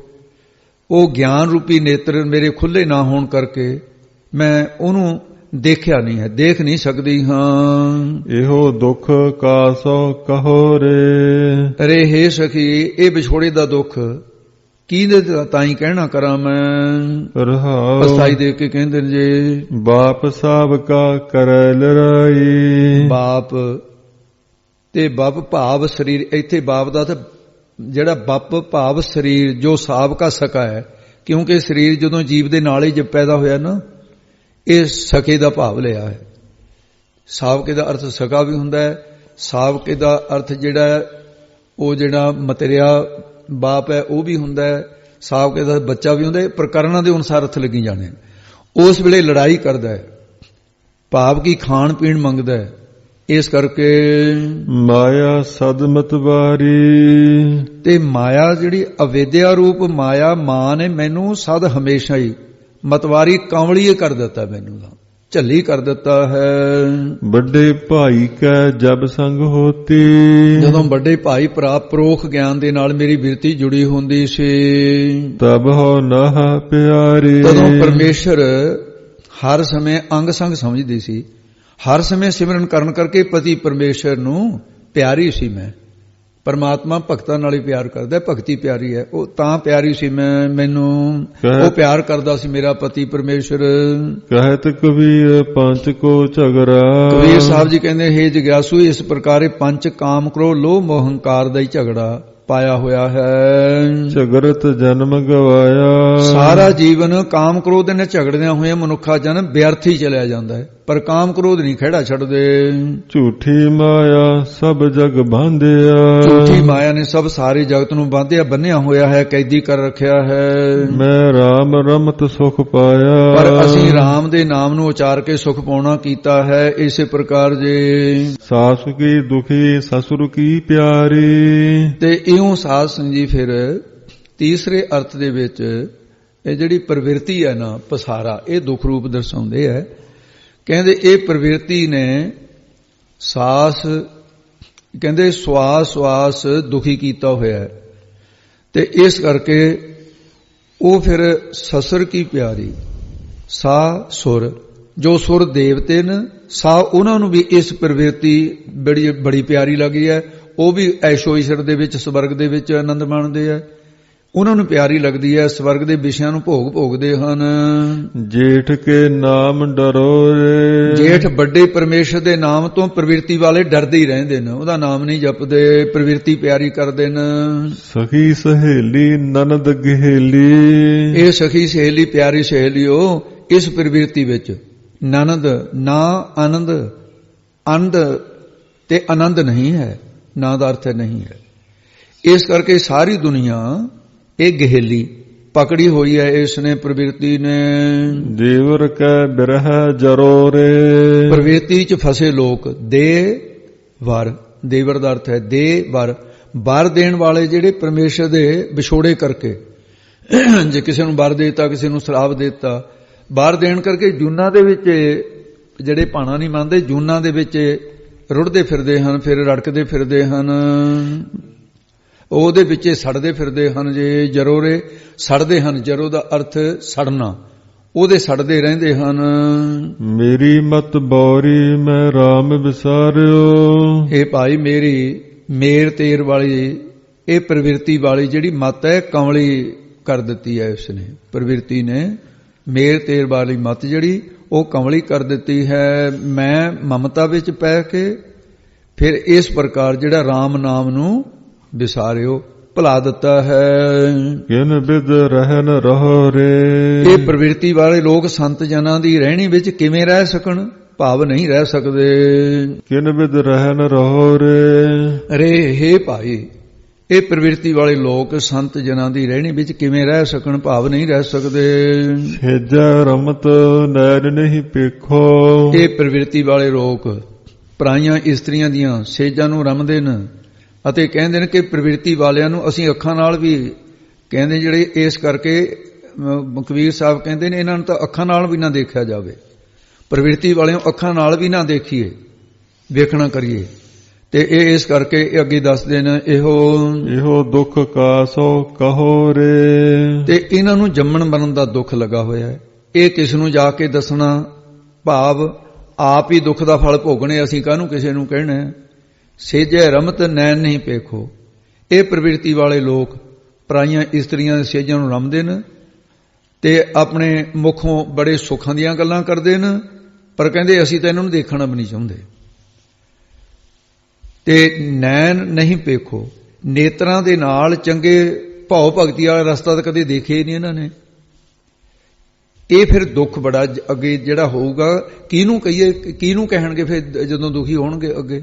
ਕਹਿੰਦੇ ਸਾਨੂੰ ਕੀ ਲੈਣਾ ਭਾਈ, ਜਿਹੜਾ ਕਬੀਰ ਸਾਹਿਬ ਨੇ ਕਿਹਾ ਸੀ ਕਿ ਵੀਰਾ ਤੇਰੀ ਝੋਂਪੜੀ ਗਲਕਟਿਆਂ ਦੇ ਪਾਸ, ਜਿਹੜੇ ਕਰਨਗੇ ਸੋਈ ਭਰਨਗੇ, ਤੂੰ ਕਿਉਂ ਭਇਆ ਉਦਾਸ। ਇਹ ਇਹਨਾਂ ਦੇ ਨਾਲ ਐਸਾ ਹੋਏਗਾ ਰਹੇ ਭਾਈ, ਐਸਾ ਇਹਨਾਂ ਦੇ ਆਉਣ ਵਾਲੇ ਸਮੇਂ 'ਚ ਹੋਣਾ ਹੈ। ਰਹਾਉ ਅਸਾਈ ਦੇ ਕੇ ਫਰਮਾਉਂਦੇ ਆ, ਬਾਪ ਸਾਹਿਬ ਕਾ ਕਰੈ ਲਰਾਏ। ਪਿਤਾ ਦੀ ਨਿਆਈ ਈਸ਼ਵਰ ਹੈ ਅਤੇ ਸਾਬਕਾ ਬੱਚੇ ਦੀ ਨਿਆਈ ਜੀਵ ਹੈ। ਇੱਥੇ ਸਾਬਕੇ ਦਾ ਅਰਥ ਬੱਚਾ ਆਏਗਾ, ਕਿਉਂਕਿ ਕਈ ਅਰਥ ਹੁੰਦੇ ਨੇ ਇੱਕ ਪਦ ਦੇ। ਇਹ ਜੀਵ ਆਪਣੇ ਬਾਪ ਨਾਲ ਲੜਾਈ ਕਰਦੇ ਆ, ਭਾਵ ਅਵਤਾਰਾਂ ਦੇ ਪ੍ਰਮਾਣ ਦਿੰਦੇ ਆ ਕਿ ਜੀ ਰਾਮ ਕ੍ਰਿਸ਼ਨ ਆਦਿਕ ਨੇ ਵੀ ਤਾਂ ਪਾਪ ਪੁੰਨ ਉਹਨਾਂ ਨੇ ਕੀਤੇ ਆ, ਉਹਨਾਂ ਨੇ ਐਸੇ ਕੀਤੇ, ਉਹਨਾਂ ਨੂੰ ਪਾਪ ਪੁੰਨ ਨਹੀਂ ਲੱਗਿਆ, ਸਾਨੂੰ ਕਿਉਂ ਲੱਗੂਗਾ। ਪਰ ਇਹ ਨਹੀਂ ਪਤਾ ਇਹਨਾਂ ਨੂੰ ਕਿ ਉਹਨਾਂ ਦੇ ਤਾਂ ਮਾਇਆ ਸਦਾ ਹੀ ਮਤਵਾਰੀ ਸ੍ਰੇਸ਼ਟ ਕਰ ਲਈ ਹੈ, ਮਾਇਆ ਅਧੀਨ ਰਹੀ ਹੈ ਉਹਨਾਂ ਦੇ। ਇਸ ਕਰਕੇ ਉਹ ਉਹਨਾਂ ਨੂੰ ਨਿਤ ਸਰੂਪ ਦਾ ਗਿਆਨ ਰਿਹਾ, ਤੈਨੂੰ ਨਹੀਂ ਹੈ, ਤੂੰ ਇਹ ਲੜਾਈ ਨਾ ਕਰ। ਹਾਂਜੀ, ਮਾਇਆ ਸਦ ਮਤਵਾਰੀ। ਤੇ ਮਾਇਆ ਸਦਾ ਹੀ ਉਹਨਾਂ ਦੀ ਤਾਂ ਨਿਤ, ਪਰ ਸਦ ਨਾਮ ਹੈ ਹਮੇਸ਼ਾ ਦਾ। ਮਤ ਗਿਆਨ ਵਾਰੀ, ਗਿਆਨ ਵਾਲੀ ਰਹੀ ਹੈ ਉਹਨਾਂ ਦੀ, ਬ੍ਰਹਮ ਗਿਆਨ ਰਿਹਾ ਉਹਨਾਂ ਨੂੰ ਹਮੇਸ਼ਾ ਹੀ। ਤੇ ਤੁਸੀਂ ਅਲਪਗਤਾ ਦੇ ਵਿੱਚ ਆਪਣੀ ਅਲਪਗਤਾ ਨਹੀਂ ਸਮਝਦੇ, ਉਹਨਾਂ ਅਵਤਾਰਾਂ ਦੀ ਸਰਬਗਤਾ ਉਹਨਾਂ ਦੀ ਰੀਸ ਕਰਦੇ ਆ, ਰੀਸਾਂ ਦੇ ਨਾਲ ਛੁਟਕਾਰਾ ਨਹੀਂ ਹੋਣਾ। ਵੱਡੇ ਭਾਈ ਕੈ ਜਬ ਸੰਗ ਹੋਤੀ। ਜਦੋਂ ਵੱਡੇ ਭਰਾ ਕੌਣ, ਸਨਕ ਸਨੰਦਨ ਸਨਾਤਨ ਸੰਤ ਕੁਮਾਰ, ਉਹਨਾਂ ਦੀ ਤਰ੍ਹਾਂ ਸਤਸੰਗੀ ਵਿਰਾਗਮਨ ਮਹਾਤਮਾ ਦੀ ਸੰਗ ਸੰਗਤ ਹੋਤੀ ਹੁੰਦੀ ਸੀ ਜਦੋਂ, ਤਬ ਹੋ ਨਹ ਪਿਆਰੀ। ਤਾਂ ਉਸ ਵੇਲੇ ਮੇਰੀ ਜਿੰਦ ਨਾ ਪਤੀ ਪਰਮੇਸ਼ਰ ਨੂੰ ਪਿਆਰੀ ਰਹੀ ਸੀ। ਕਹਿਤ ਕਬੀਰ ਪੰਚ ਕੋ ਝਗੜਾ। ਕਬੀਰ ਸਾਹਿਬ ਜੀ ਕਥਨ ਕਰਦੇ ਨੇ, ਇਸ ਪ੍ਰਕਾਰ ਪੰਚ, ਪਰ ਪੰਚ ਦਾ ਹੀ ਸਾਰਾ ਝਗੜਾ ਪਿਆ ਹੋਇਆ ਹੈ। ਸਗਰਤ ਜਨਮ ਗਵਾਇਆ। ਜਿਸ ਨੂੰ ਝਗੜਦਿਆਂ ਹੋਇਆਂ ਪ੍ਰਵਿਰਤੀ ਫਸੇ ਹੋਏ ਮਨੁੱਖਾਂ ਨੇ ਆਪਣਾ ਜਨਮ ਵੀ ਵਿਅਰਥ ਗਵਾ ਲਿਆ ਹੈ। ਝੂਠੀ ਮਾਇਆ ਸਭ ਜਗ ਬਾਂਧਿਆ। ਝੂਠੀ ਮਾਇਆ ਨੇ ਸਾਰੇ ਜਗਤ ਨੂੰ ਬੰਨਿਆ ਹੋਇਆ ਹੈ ਤੇ ਇਹ ਬਾਂਧਿਆ ਹੋਇਆ ਨਾਸ ਹੀ ਕਰ ਦਿੱਤਾ ਹੈ, ਸਮਝ ਲਓ। ਮੈਂ ਰਾਮ ਰਮਤ ਸੁਖ ਪਾਇਆ। ਪਰ ਅਸੀਂ ਰਾਮ ਪਰਮੇਸ਼ਰ ਦੇ ਜਸ ਨੂੰ ਉਚਾਰਨ ਕਰਕੇ ਸੁਖ ਸਰੂਪ ਵਾਹਿਗੁਰੂ ਨੂੰ ਪਾਇਆ ਹੈ। ਇਸੇ ਪ੍ਰਕਾਰ ਜੀ ਸਾਸ ਕੀ ਦੁਖੀ ਸਸੁਰ ਕੀ ਪਿਆਰੀ। ਤੇ ਇਹ ਚੌਥੇ ਅਰਥ ਦੇ ਵਿੱਚ ਨਿਵਰਤੀ ਦਾ ਕਥਨ ਕਰਦੇ ਆ। ਸਰਦਾ ਤੇ ਪਰਮੇਸ਼ਰ ਦੀ ਭਗਤੀ ਦੇ ਪਾਸ ਇਉਂ ਜਾ ਕੇ ਬੇਨਤੀ ਕਰਦੀ ਹੈ। ਜੋ ਸ਼ਰਧਾ ਤੇ ਭਗਤੀ, ਇਹ ਦੋ ਅਨੁਸਾਰ ਸਮਝੀ। ਸ਼ਰਧਾ ਪਰਮੇਸ਼ਰ ਦੀ ਭਗਤੀ ਦੇ ਪਾਸ ਜਾ ਕੇ ਇਉਂ ਬੇਨਤੀ ਕਰਦੀ ਹੈ ਕਿ ਹੇ ਸਖੀ, ਸਾਸ ਕੀ ਦੁਖੀ ਸਸੁਰ ਕੀ ਪਿਆਰੀ। ਕਹਿੰਦੇ ਹੇ ਸਖੀ, ਹੇ ਸ਼ਰਧਾ ਤੇ ਭਗਤੀ ਸੁਣੋ, ਮੈਨੂੰ ਅਵਿਦਿਆ ਰੂਪੀ ਸੱਸ ਨੇ ਬੜਾ ਦੁਖੀ ਕੀਤਾ ਹੋਇਆ ਹੈ। ਸਾਸ ਕੀ ਦੁਖੀ ਸਸੁਰ ਕੀ ਪਿਆਰੀ। ਹੇ ਸ਼ਰਧਾ ਤੇ ਭਗਤੀ ਰੂਪ ਸਖੀਏ ਸੁਣੋ, ਮੈਨੂੰ ਅਵਿਦਿਆ ਰੂਪੀ ਸੱਸ ਨੇ ਦੁਖੀ ਕੀਤਾ ਹੋਇਆ ਹੈ। ਤੇ ਇਸ ਕਰਕੇ ਜਿਹੜਾ ਸਸੁਰ ਸਹੁਰਾ ਹੈ ਤੇ ਸਸੁਰ ਕੀ ਪਿਆਰੀ, ਇਹ ਅਵਿਦਿਆ ਰੂਪੀ ਜਿਹੜੀ ਸੱਸ ਹੈ ਉਹ ਅਗਿਆਨ ਦੀ ਪਿਆਰੀ ਹੈ। ਦੇ ਅਧਿਆਸ ਰੂਪੀ, ਜਾਂ ਇੱਥੇ ਲਾ ਲਓ ਕਿ ਇਹ ਅਵਿਦਿਆ ਰੂਪੀ ਜਿਹੜੀ ਸੱਸ ਹੈ ਦੇ ਅਧਿਆਸ ਰੂਪੀ ਸਹੁਰੇ ਦੀ ਬਹੁਤ ਪਿਆਰੀ ਹੈ। ਜੇਠ ਕੇ ਨਾਮ ਡਰੋ ਰੇ। ਜੇਠ ਵੱਡੇ ਵਿਰਾਗ ਵਾਲੇ ਜਿਹੜੇ ਮਹਾਤਮਾ ਦੇ ਪਾਸ ਨਹੀਂ ਜਾਣ ਦਿੰਦੇ, ਉਹ ਪਰਮੇਸ਼ਰ ਦੇ ਨਾਮ ਲੈਣ ਤੋਂ ਡਰਦੇ ਹਨ। ਸਖੀ ਸਹੇਲੀ ਨਨਦ ਗਹੇਲੀ। ਸ਼ਰਧਾ ਰੂਪੀ ਸਖੀ ਤੇ ਭਗਤੀ ਰੂਪ ਸਹੇਲੀ ਮੈਂ ਦੇਖਿਆ ਕਿ ਜਗਤ ਦੇ ਪਦਾਰਥਾਂ ਵਿੱਚ ਇਹ ਜਿਹੜਾ ਹੈ ਨਾ ਆਨੰਦ ਨਹੀਂ ਹੈ, ਆਨੰਦ ਨਹੀਂ ਹੈ, ਨਾ ਆਨੰਦ ਨਹੀਂ ਹੈ। ਤੇ ਇੰਦਰੀਆਂ ਰੂਪ ਜਿਹੜੀਆਂ ਨਨਾਣਾਂ ਨੇ ਮੈਨੂੰ ਗਹਿਲੀ ਦੁਖੀ ਕਰ ਛੱਡਿਆ ਹੈ। ਇਸ ਕਰਕੇ ਇਹ ਮੇਰੇ ਪਤੀ ਦੀ ਜਿਹੜੀ ਭੈਣ ਕੌਣ ਹੈ? ਕੁਬੁੱਧੀ। ਇਹ ਮੇਰੇ ਪਤੀ ਰੂਪ ਮਨ ਦੀ ਭੈਣ ਹੈ ਜਿਹੜੀ ਕੁਬੁੱਧੀ ਹੈ, ਇਹਨੇ ਮੈਨੂੰ ਦੁਖੀ ਕੀਤਾ ਹੋਇਆ ਹੈ। ਦੇਵਰ ਕੈ ਵਿਰਹਿ ਜਰੋਰੇ। ਤੇ ਈਸ਼ਵਰ ਦੇ ਨਾਲ ਮਾਇਆ ਦਾ ਕਲਪਤਵਾਦ ਸੰਬੰਧ ਮੰਨਿਆ, ਜਿਹੜਾ ਸੰਬੰਧ ਰੂਪੀ ਨਨਾਣ ਨੇ ਦੁਖੀ ਕੀਤਾ ਹੋਇਆ ਪਿਛਲੇ ਅਰਥ ਜਾਣਨਾ। ਅਤੇ ਸੁਧ ਚਿੱਤ ਰੂਪੀ ਦਿਓਰ ਦੇ ਵਿਛੋੜੇ ਕਰਕੇ ਮੈਂ ਸੜ ਰਹੀ ਹਾਂ। ਰੇ ਸਖੀ ਮੇਰੀ ਮਤ ਬੌਰੀ ਮੈਂ RAM ਵਿਸਾਰਿਓ। ਮੇਰੀ ਬੁੱਧੀ ਨੂੰ ਜਿਹੜੀ ਮੇਰ ਤੇਰ ਦੀ ਬੌਰੀ ਕਮਲੀ ਕਰ ਦਿੱਤਾ। ਮੇਰ ਤੇਰ ਨੇ ਆਹ ਚੀਜ਼ ਮੇਰੀ ਹੈ, ਫਲਾਣੇ ਦੀ ਹੈ। ਇਸ ਕਰਕੇ ਮੈਂ ਉਪਰਾਮਤਾ ਨੂੰ ਭੁਲਾ ਹੀ ਛੱਡਿਆ ਹੈ। ਇਸ ਕਰਕੇ ਉਹ ਜਿਹੜਾ ਪਰਮੇਸ਼ਰ ਹੈ ਤੇ ਉਹ ਉਪਰਾਮਤਾ ਜਿਹਦੇ ਵਿੱਚ ਰਾਮ ਮਿਲਣਾ ਸੀ ਮੈਨੂੰ, ਉਹਨੂੰ ਭੁਲਾ ਹੀ ਦਿੱਤਾ ਹੈ। ਕਿਨ ਬਿਦ ਰਹਿਨ ਰਹੋ ਰੇ। ਹੁਣ ਕਿਸ ਤਰੀਕੇ ਨਾਲ ਸੰਤ ਜਨਾਂ ਦੀ ਰਹਿਣੀ ਵਿੱਚ ਰਹਾ ਹੈ ਸਖੀ ਰੇ ਹੈ ਸਖੀ। ਸੇਜਾ ਰਮਤ ਨੈਰ ਨਹੀਂ ਪੇਖੋ। ਸੁਣੀਦਾ ਹੈ ਕਿ ਅੰਤःਕਰਨ ਰੂਪੀ ਸੇਜਾ ਉਪਰ ਪਤੀ ਪਰਮਾਤਮਾ ਰਮਿਆ ਹੋਇਆ ਹੈ, ਪਰ ਵੈਰਾਗ ਵਿਵੇਕ ਰੂਪ ਨੇਤਨ ਤੋਂ ਹੀਣੀ ਹੋਣ ਕਰਕੇ ਉਸ ਰੂਪ ਨੂੰ ਮੈਂ ਦੇਖ ਨਹੀਂ ਸਕੀ। ਨੈਣ ਨਹੀਂ ਪੇਖੋ, ਨਹੀਂ ਦੇਖ ਸਕੀ। ਹਾਂ ਇਹੋ ਦੁੱਖ ਕਾਸੋ ਕਹੋ ਰੇ। ਇਹ ਸਕੀ ਤੁਹਾਡੇ ਬਿਨਾ ਮੈਂ ਆਪਣਾ ਦੁੱਖ ਕਿਹਦੇ ਤਾਈਂ ਜਾ ਕੇ ਕਹਾਂ ਕਿ ਸੇ ਅੱਖੜੀਆਂ ਬਿਆਨ ਜਿਨੀ ਦਿਸਣ ਦੋ ਮੈਂ ਪਰੀ। ਉਹ ਅੱਖਾਂ ਨਹੀਂ ਹੈ ਮੇਰੇ ਕੋਲ ਜੀ ਨਾ ਪਤੀ ਪਰਮਾਤਮਾ ਨੂੰ ਵੇਖ ਲਵਾਂ। ਰਹਾਉ ਅਸਥਾਈ ਦੇ ਕੇ ਫਰਮਾਉਂਦੇ ਆ ਵਾਪ ਸਾਬਕਾ ਕਰੈ ਲੜਾਈ। ਮਹਾਤਮਾ ਰੂਪੀ ਪਿਤਾ ਜੋ ਸਾਬਕਾ ਪਹਿਲਾਂ ਤੋਂ ਹੀ ਲੜਾਈ ਕਰ ਰਹੇ ਨੇ, ਭਾਵ ਜਗਿਆਸੂ ਨੂੰ ਕਹਿੰਦੇ ਨੇ ਕਿ ਤੁਸੀਂ ਆਪਣਾ ਮਨੁੱਖਾ ਜਨਮ ਇਹ ਸਾਸ ਨਾਮ ਜਪ ਕੇ ਸਫਲਾ ਕਿਉਂ ਨਹੀਂ ਕਰਦੇ। ਇਹ ਲੜਾਈ ਕਰਦੇ ਹਨ। ਉਹ ਮੈਂ ਅੱਗੇ ਦੱਸਦੇ ਨੇ ਮਾਇਆ ਸਦ ਮਤਵਾਰੀ। ਮਲੀਨ ਮਾਇਆ ਨੇ ਮੈਨੂੰ ਸਦਾ ਹੀ ਕਮਲੀ ਕੀਤਾ ਹੋਇਆ ਹੈ।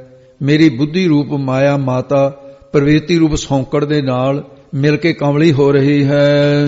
ਵੱਡੇ ਭਾਈ ਕੈ ਜਬ ਸੰਗ ਹੋਤੀ।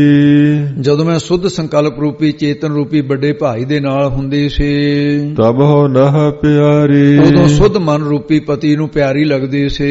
ਕਹਿਤ ਕਬੀਰ ਪੰਚ ਕੋ ਝਗੜਾ। ਕਬੀਰ ਸਾਹਿਬ ਜੀ ਕਹਿੰਦੇ ਨੇ ਪੰਜ ਪੈਂਚਾਂ ਦੀ ਨਿਆਈ ਸੰਤ ਜਨ ਜੋ ਹੈ, ਜੋ ਨਿਵਰਤੀ ਦਾ ਝਗੜਾ ਕਰਨ ਵਾਲੇ ਨੇ, ਉਹਨਾਂ ਪਾਸ ਜਾ ਕੇ ਤੇ ਜਿਗਿਆਸੂਆਂ ਨੇ ਇਹ ਨਿਵਰਤੀ ਦਾ ਝਗੜਾ ਕੀਤਾ ਹੈ। ਤੇ ਇਸ ਕਰਕੇ ਹਾਂਜੀ ਝਗਰਤ ਜਨਮ ਗਵਾਇਆ। ਤੇ ਜਿਹੜੇ ਭਗਤ ਜਨ ਸਾਰੀ ਤੁਕ ਬੋਲ ਦੋ ਜੀ ਇਕੱਠੀ। ਕਹਿਤ ਕਬੀਰ ਪੰਚ ਕੋ ਝਗਰਤ ਜਨਮ ਗਵਾਇਆ। ਭਗਤ ਕਬੀਰ ਸਾਹਿਬ ਜੀ ਕਥਨ ਕਰਦੇ ਆ ਕਿ ਪੰਜ ਪੈਂਚਾਂ ਦੀ ਨਿਆਈ ਕੌਣ? ਸੰਤ ਜਨ ਜੋ ਨਿਵਰਤੀ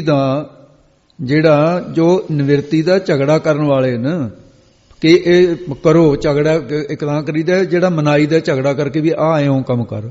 ਉਹਨਾਂ ਦੇ ਪਾਸ ਜਾ ਕੇ ਜਿਨ੍ਹਾਂ ਜਿਗਿਆਸੂ ਨੇ ਨਿਵਰਤੀ ਦਾ ਝਗੜਾ ਕੀਤਾ ਉਹਨਾਂ ਨੇ ਆਪਣਾ ਜਨਮ ਮਰਨ ਗਵਾ ਲਿਆ। ਮਤਲਬ ਇਹ ਝਗੜੇ ਨੂੰ ਸਵੀ ਝਗੜੇ ਦੇ ਵਿੱਚ ਹੁੰਦਾ ਵੀ ਆਹ ਗੱਲ ਝਗੜ ਕੇ ਸਿੱਧ ਕਰਨਾ ਹੁੰਦਾ ਹੈ ਵੀ ਆਹ ਗੱਲ ਠੀਕ ਹੈ। ਉਹ ਠੀਕ ਜਿਹੜੀ ਹੈ ਫਿਰ ਉਹਨਾਂ ਨੇ ਜਨਮ ਮਰਨ ਹੀ ਗਵਾ ਲਿਆ। ਉਹਨਾਂ ਜਿਗਿਆਸੂਆਂ ਨੇ ਜਿਨ੍ਹਾਂ ਨੇ ਮੰਨ ਲਿਆ ਝੂਠੀ ਮਾਇਆ ਸਭ ਜਗ ਬਾਂਧਿਆ। ਇਹ ਝੂਠੀ ਮਾਇਆ ਜਗਤ ਨੂੰ ਬੰਨ ਲਿਆ, ਸਾਰਿਆਂ ਨੂੰ ਕੈਦੀ ਕਰ ਲਿਆ ਹੈ। ਮੈਂ RAM ਰਮਤ ਸੁਖ ਪਾਇਆ। ਮੈਂ RAM ਦੇ ਨਾਮ ਨੂੰ ਉਚਾਰਨ ਕਰਕੇ ਸਰੂਪ ਰੂਪੀ ਸੁਖ ਨੂੰ ਪਾਉਣਾ ਕੀਤਾ। ਇਸੇ ਪ੍ਰਕਾਰ ਜੇ ਸਾਸੁ ਕੀ ਦੁਖੀ ਸਸੁਰ ਕੀ ਪਿਆਰੀ। ਤੇ ਇਸ ਕਰਕੇ ਕਹਿੰਦੇ ਇਹ ਵਿਦਾਂਤ ਅਨੁਸਾਰ ਪ੍ਰਕਰਨ ਹੈ। ਚੇਤਨ ਦੇ ਚਾਰ ਭਾਗ ਕਰਕੇ ਨੇ ਸੁੱਧ ਸਰੂਪ ਜਿਹੜਾ ਹੈ ਕੁਟਸਥ ਮਾਇਆ ਸਬਲ ਈਸ਼ਵਰ ਬ੍ਰਹਮ, ਇਹਦੀ ਅਭਾਸ ਬਿਰਤੀ ਰੂਪ ਇਸਤਰੀ ਆਪਣੀ ਤਕਲੀਫ ਜਿਹੜੀ ਹੈ ਉਹਦੇ ਤਾਈਂ ਕਥਨ ਕਰਦੇ ਆ। ਅੰਤਰੀ ਭਾਵ ਦੇ ਵਿੱਚ ਦੱਸਦੇ ਨੇ ਸਾਸ ਕੀ ਦੁਖੀ ਬੋਲੇ ਜੀ ਜਰਾ। ਸਾਸ ਕੀ ਦੁਖੀ ਸਸੁਰ ਕੀ ਪਿਆਰੀ। ਇਹ ਸਕੀ ਸੰਸਿਆਤਮਕ ਬਿਰਤੀ ਰੂਪੀ ਸੱਸ ਨੇ ਮੈਨੂੰ ਬਹੁਤ ਦੁਖੀ ਕੀਤਾ ਹੈ। ਸੁੱਧ ਬ੍ਰਹਮ ਰੂਪੀ ਤੇ ਸਹੁਰੇ ਦੀ ਮੈਂ ਬਹੁਤ ਪਿਆਰੀ ਹਾਂ। ਜੇਠ ਕੇ ਨਾਮ ਡਰੋ ਰੇ। ਜੇਠ ਵੱਡੇ ਈਸ਼ਵਰ ਦੇ ਨਾਮ ਲੈਣ ਤੋਂ ਭੈਭੀਤ ਹੋ ਰਹੀ ਹਾਂ। ਉਹ ਸਰਬੱਗ ਤੇ ਮੈਂ ਅਲਪਗ ਹਾਂ। ਜੇਠ ਕੇ ਨਾਮ ਡਰੋ ਰੇ। ਹਾਂ ਰੇ ਹੇ ਭਾਈ, ਉਹ ਜੇਠ ਦੀ ਨਿਆਈ ਕੌਣ ਹੈ? ਈਸ਼ਵਰ। ਉਹ ਤੋਂ ਮੈਂ ਇਹ ਭੈ ਪੀਤਾਂ ਕਿ ਉਹ ਸਰਬੱਗ ਮੈਂ ਅਲਪਗ ਹਾਂ। ਸਖੀ ਸਹੇਲੀ ਨਨਦ ਗਹੇਲੀ, ਸਖੀ ਸਹੇਲੀ ਸੰਤ ਜਨ ਪਿਆਰੀਆਂ ਸਖੀਆਂ, ਸਖੀਓ ਤੁਸੀਂ ਬ੍ਰਹਮ ਨਾਲ ਮਾਇਆ ਦਾ ਜਿਹੜਾ ਕਲਪਿਤ ਸੰਬੰਧ ਰੂਪੀ ਤੇ ਉਹ ਨਨੰਦ ਨਾ ਆਨੰਦ ਤੇ ਉਹ ਨੰਦ ਨੇ ਮੈਨੂੰ ਦੁਖੀ ਕੀਤਾ ਹੋਇਆ। ਤੇ ਅੱਗੇ ਦੱਸਦੇ ਨੇ ਦੇਵਰ ਕੈ ਬਿਰਹਿ ਜਰੋਰੇ, ਅਤੇ ਦੇਵਰ ਦੀ ਨਿਆਈ ਕੁਟਸਥ, ਉਹ ਕੁਟਸਥ ਅਵਸਥਾ ਪ੍ਰਾਪਤ ਨਾ ਹੋਣ ਕਰਕੇ ਸਕੀ ਇਹ ਵਿਛੋੜੇ ਦੇ ਵਿੱਚ ਮੈਂ ਸੜ ਰਹੀ ਹਾਂ। ਮੇਰੀ ਮਤ ਬੌਰੀ ਮੈਂ RAM ਵਿਸਾਰਿਓ, ਇਹ ਮੇਰ ਤੇਰ ਦੀ ਮੇਰੀ ਮਤ ਕਮਲੀ ਕਰ ਦਿੱਤੀ ਹੈ ਜਿਸ ਨੇ, ਉਹ ਸਾਖੀ ਚੇਤਨ RAM ਨੂੰ ਭੁਲਾ ਦਿੱਤਾ ਹੈ। ਕਿਨ ਬਿਦ ਰਹਿਣ ਰਹੋ ਰੇ, ਕਿਸ ਤਰੀਕੇ ਨਾਲ ਬ੍ਰਹਮਾਕਾਰ ਬਿਰਤੀ ਚ ਰਹਿਣੀ ਨੂੰ ਰਹਾ ਮੈਂ ਦੁਆਰੇ। ਸੇਜਾ ਰਮਤ ਨੈਣ ਨਹੀਂ ਪੇਖੋ, ਸਾਖੀ ਚੇਤਨ ਰੂਪੀ ਪਤੀ ਅੰਤఃਕਰ ਰੂਪੀ ਸੇਜਾ ਵਿੱਚ ਰਮ ਰਿਹਾ ਹੈ, ਪਰ ਸੁਰਤੀ ਸਿਮਰਤੀ ਗਿਆਨ ਰੂਪੀ ਨੇਤਰ ਨਾ ਹੋਣ ਕਰਕੇ ਮੈਨੂੰ ਦਿਸਦਾ ਨਹੀਂ ਹੈ।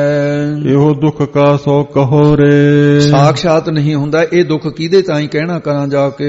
ਰਹਾਉ ਅਸਥਾਈ ਦੇ ਕੇ ਫਰਮਾਉਂਦੇ ਨੇ ਵਾਪ ਸਾਹਿਬ ਕਾ ਕਰੈ ਲੜਾਈ, ਦੁਬਾਰੇ ਫਿਰ ਬੋਲੇ ਜੀ ਅਦੀ ਇਹ ਦੁੱਖ, ਇਹੋ ਦੁੱਖ ਕਾ ਸੋ ਕਹੋ ਰੇ। ਅਰੇ ਹੇ ਭਾਈ ਇਹ ਦੁੱਖ ਕਿਹਦੇ ਤਾਈਂ ਕਹਾਂ ਹੈ ਸਖੀ। ਰਹਾਉ ਅਸਥਾਈ ਦੇ ਕੇ ਫਰਮਾਉਂਦੇ ਆ ਵਾਪ ਸਾਹਿਬ ਕਾ ਕਰੈ ਲੜਾਈ, ਅਗਿਆਨ ਰੂਪੀ ਬਾਪ ਸੰਚਿਤ ਕਰਮਾਂ ਕਰਕੇ ਬਾਰ-ਬਾਰ ਸਰੀਰ ਨੂੰ ਪ੍ਰਾਪਤ ਹੋਣ ਰੂਪੀ ਬਾਪ ਜੋ ਸਾਬਕਾ ਪਹਿਲਾ ਭਾਵ ਅਨਾਦ ਕਾਲ ਦਾ ਚੱਲਿਆ ਆ ਰਿਹਾ ਹੈ, ਉਹ ਅਗਿਆਨਤਾਈ ਨੂੰ ਪੈਦਾ ਕਰਨ ਰੂਪੀ ਲੜਾਈ ਕਰਦਾ ਹੈ।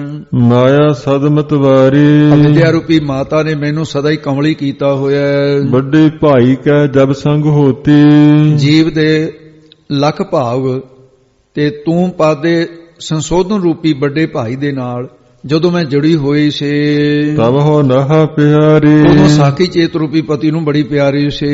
ਕਹਿਤ ਕਬੀਰ ਪੰਥ ਕੋ ਝਗੜਾ, ਕਬੀਰ ਸਾਹਿਬ ਜੀ ਕਥਨ ਕਰਦੇ ਪੰਜਾਂ ਕੋਸ਼ਾਂ ਦਾ ਹੀ ਸਾਰਾ ਝਗੜਾ ਪਿਆ ਹੋਇਆ ਹੈ। ਝਗੜਤ ਜਨਮ ਗਵਾਇਆ, ਜਿਨ੍ਹਾਂ ਨੇ ਨਾ ਕੋਸ਼ਾਂ ਦੇ 3 ਗੁਣਾਂ ਨਾਲ ਝਗੜਾ ਕੀਤਾ ਹੈ ਉਹਨਾਂ ਨੇ ਆਪਣਾ ਜਨਮ ਮਰਨ ਗਵਾ ਲਿਆ, ਭਾਵ ਇਹਨਾਂ ਨੂੰ ਸਮਝ ਲਿਆ ਹੈ ਚੰਗੀ ਤਰ੍ਹਾਂ ਝਗੜ ਕੇ ਇਹਨਾਂ ਤੇ ਉੱਪਰ ਹੋ ਗਏ।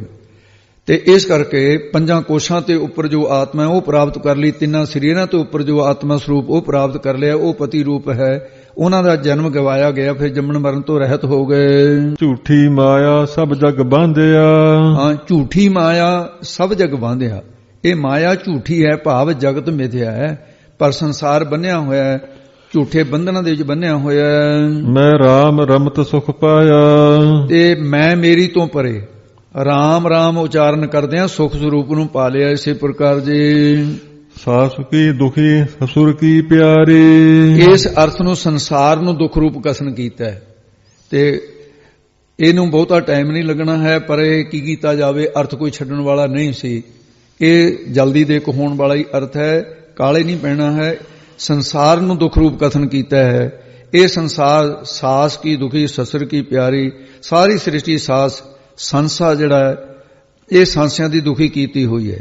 ਸਸੁਰ ਸਾ ਸੁਰ, ਸਵੈ ਅਭਾਵ ਆਪਣੇ ਆਪ, ਸੁਰ ਦੇਵਤੇ ਅਰਥਾਤ ਵੱਡਾ ਮੰਨਣ ਵਾਲੇ ਆਪਣੇ ਆਪ ਨੂੰ, ਉਹ ਸ੍ਰਿਸ਼ਟੀ ਨੂੰ ਪਿਆਰ ਕਰਦੇ ਹਨ। ਜੇਠ ਕੇ ਨਾਮ ਡਰੋ ਰੇ, ਜੇਠ ਵੱਡਾ ਪਰਮੇਸ਼ਰ ਉਹਦੇ ਨਾਮ ਜਪਣ ਤੋਂ ਡਰਦੇ ਹਨ। ਜੇਠ ਦੇ ਮਹੀਨੇ ਦੀ ਨਿਆਈ ਕ੍ਰੋਧ ਵਿੱਚ ਤਪ ਰਹੇ ਹਨ ਤੋਂ ਨਾਮ ਤੋਂ ਡਰਦੇ ਹਨ। ਰਹੇ ਭਾਈ ਸਖੀ ਸਹੇਲੀ ਨਨਦ ਗਹੇਲੀ, ਆਸਾ ਰੂਪ ਸਖੀਆਂ ਤ੍ਰਿਸ਼ਨਾ ਰੂਪ ਸਹੇਲੀਆਂ ਹਨ। ਪਦਾਰਥਾਂ ਵਿੱਚ ਸਤ ਬੁੱਧੀ ਰੂਪ ਇਹ ਸਾਸ ਜੀ ਨਨਦ ਦੀ ਨਿਆਈ ਨਨਾਣ ਹੈ, ਇਹ ਬਣਾਈ ਹੋਈ ਹੈ, ਇਹਨੇ ਦੁਖੀ ਕੀਤੀ ਹੈ, ਦੁਖੀ ਕਰ ਰਹੀ ਹੈ। ਦੇਵਰ ਕੈ ਬਿਰਹਿ ਜਰੋਰੇ, ਵਿਵੇਕ ਰੂਪੀ ਦਿਓਰ ਦੇ ਵਿਛੋੜੇ ਕਰਕੇ ਜਲ ਰਹੀ ਹਾਂ। ਰੇ ਸਖੀ ਮੇਰੀ ਮਤ ਬੌਰੀ ਮੈਂ RAM ਵਿਸਾਰਿਓ, ਮੇਰੀ ਮੇਰ ਤੇਰੇ ਵਿੱਚ ਲੱਗ ਕੇ ਮਤ ਕੰਵਲੀ ਹੋ ਰਹੀ ਹੈ, ਮੈਂ ਹੰਕਤਾ ਵਾਲੀ ਮਤੀ ਦੇ RAM ਨਾਮ ਨੂੰ ਵਿਸਾਰਿਆ ਭੁਲਾ ਦਿੱਤਾ ਹੈ। ਕਿਨ ਬਿਦ ਰਹਿਨ ਰਹੋ ਰੇ, ਤੇਰੇ ਹੇ ਸਕੀ ਕਿਸ ਪ੍ਰਕਾਰ ਤ੍ਰਿਕੁਟੀ ਤੋਂ ਪਰੇ ਨਿਰਵਿਕਲ ਸਮਾਧੀ ਜਿਹੜੀ ਹੈ ਨਿਰਵਿਕਲਪ ਸਮਾਧੀ, ਉਹਦੇ ਚ ਰਹਿਣਾ ਕਰਾਂ ਕਿਵੇਂ ਕਰੀਏ। ਸੇਜੈ ਰਮਤ ਨੈਰ ਨਹੀਂ ਪੇਖੋ, ਸੇ ਜੈ ਸੇ ਉਹ ਸ੍ਰਿਸ਼ਟੀ ਦੇ ਲੋਕ ਤੇ 3 ਲੋਕਾਂ ਦੇ ਜੈ ਜਿੱਤਣ ਵਿੱਚ ਹੀ ਲੱਗੇ ਰਹਿੰਦੇ ਨੇ। ਮੈਂ ਸ੍ਰਿਸ਼ਟੀ ਨੂੰ ਜਿੱਤ ਲਾਂ, ਮਨ ਨੂੰ ਨਹੀਂ ਜਿੱਤਦੇ, ਅਤੇ ਪ੍ਰੋਖ ਉਪਰੋਖ ਗਿਆਨ ਰੂਪੀ ਨੇਤਰਾਂ ਤੋਂ ਬਿਨਾਂ ਹਨ, ਤੋ ਦ੍ਰਿਸ਼ਟਾ ਰੂਪ ਬ੍ਰਹਮ ਨੂੰ ਨਹੀਂ ਦੇਖਦੇ ਹਨ। ਇਹੋ ਦੁੱਖ ਕਾ ਸੋ ਕਹੋ ਰੇ, ਰਹੇ ਭਾਈ ਇਹ ਸੰਸਾਰ ਦੇ ਜੰਮਣ ਮਰਨ ਦਾ ਦੁੱਖ ਕਾਸਿਓਂ ਕਿਸ ਦੀ ਤਾਈਂ ਕਹਿਣਾ ਕਰੀਏ, ਭਾਵ ਸਭ ਨੂੰ ਹੀ ਹੈ ਇਹ ਜੰਮਣ ਮਰਨ ਦਾ ਦੁੱਖ ਲੱਗਿਆ ਹੋਇਆ। ਰਹਾਉ ਅਸਥਾਈ ਦੇ ਕੇ ਫਰਮਾਉਂਦੇ ਆ, ਵਾਪ ਸਭ ਕਾ ਕਰੈ ਲਰਾਈ। ਇਹ ਸ੍ਰਿਸ਼ਟੀ ਲੋਭ ਸਾਰਿਆਂ ਦਾ ਬਾਪ ਬਣਿਆ ਹੋਇਆ ਹੈ ਅਤੇ ਸਾਬਕਾ ਬੱਚੇ ਜੋ ਮਨੁੱਖ ਨੇ ਉਹ ਲਾਲਚ ਵਿੱਚ ਲਾ ਕੇ ਲੜਾਈ ਕਰਦੇ ਹਨ। ਮਾਇਆ ਸਦ ਮਤਵਾਰੀ। ਹਿੰਸਾ ਰੂਪੀ ਮਾਂ ਨੇ ਸਭ ਨੂੰ ਮਤਵਾਰੀ ਬੇਸੁੱਧੀ ਕੀਤਾ ਹੋਇਆ ਹੈ।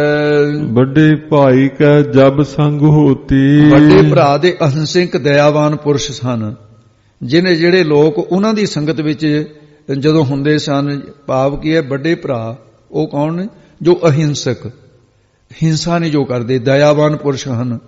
ਜਿਹੜੇ ਲੋਕ ਜਦੋਂ ਉਹਨਾਂ ਦੀ ਸੰਗਤ ਵਿੱਚ ਹੁੰਦੇ ਹਨ, ਤਬ ਹੋ ਨਹ ਪਿਆਰੀ। ਤਦ ਉਹ ਨਾ ਪਤੀ ਪਰਮਾਤਮਾ ਨੂੰ ਵੀ ਪਿਆਰੇ ਲੱਗਦੇ ਨੇ ਵੀ ਇਹ ਦਇਆਵਾਨ ਹਨ। ਕਹਿਤ ਕਬੀਰ ਪੰਚ ਕੋ ਝਗੜਾ। ਕਬੀਰ ਸਾਹਿਬ ਜੀ ਹੁਣ ਸਮਾਪਤੀ ਕਰਦੇ ਹੈ ਕਿ ਸੰਸਾਰ ਵਿੱਚ ਪੰਜ ਕਿਹਨਾਂ ਦਾ ਝਗੜਾ ਹੈ, ਸ਼ਬਦ ਸਪਰਸ਼ ਰੂਪ ਰਸ ਗੰਧ, ਜਾਂ ਫਿਰ ਕਾਮ ਕ੍ਰੋਧ ਲੋਭ ਮੋਹ ਹੰਕਾਰ, ਇਹਨਾਂ ਦਾ ਹੀ ਝਗੜਾ ਰਹਿੰਦਾ ਹੈ ਹਮੇਸ਼ਾ ਜਿੰਨਾ ਚਿਰ ਸਰੀਰ ਰਹੇ।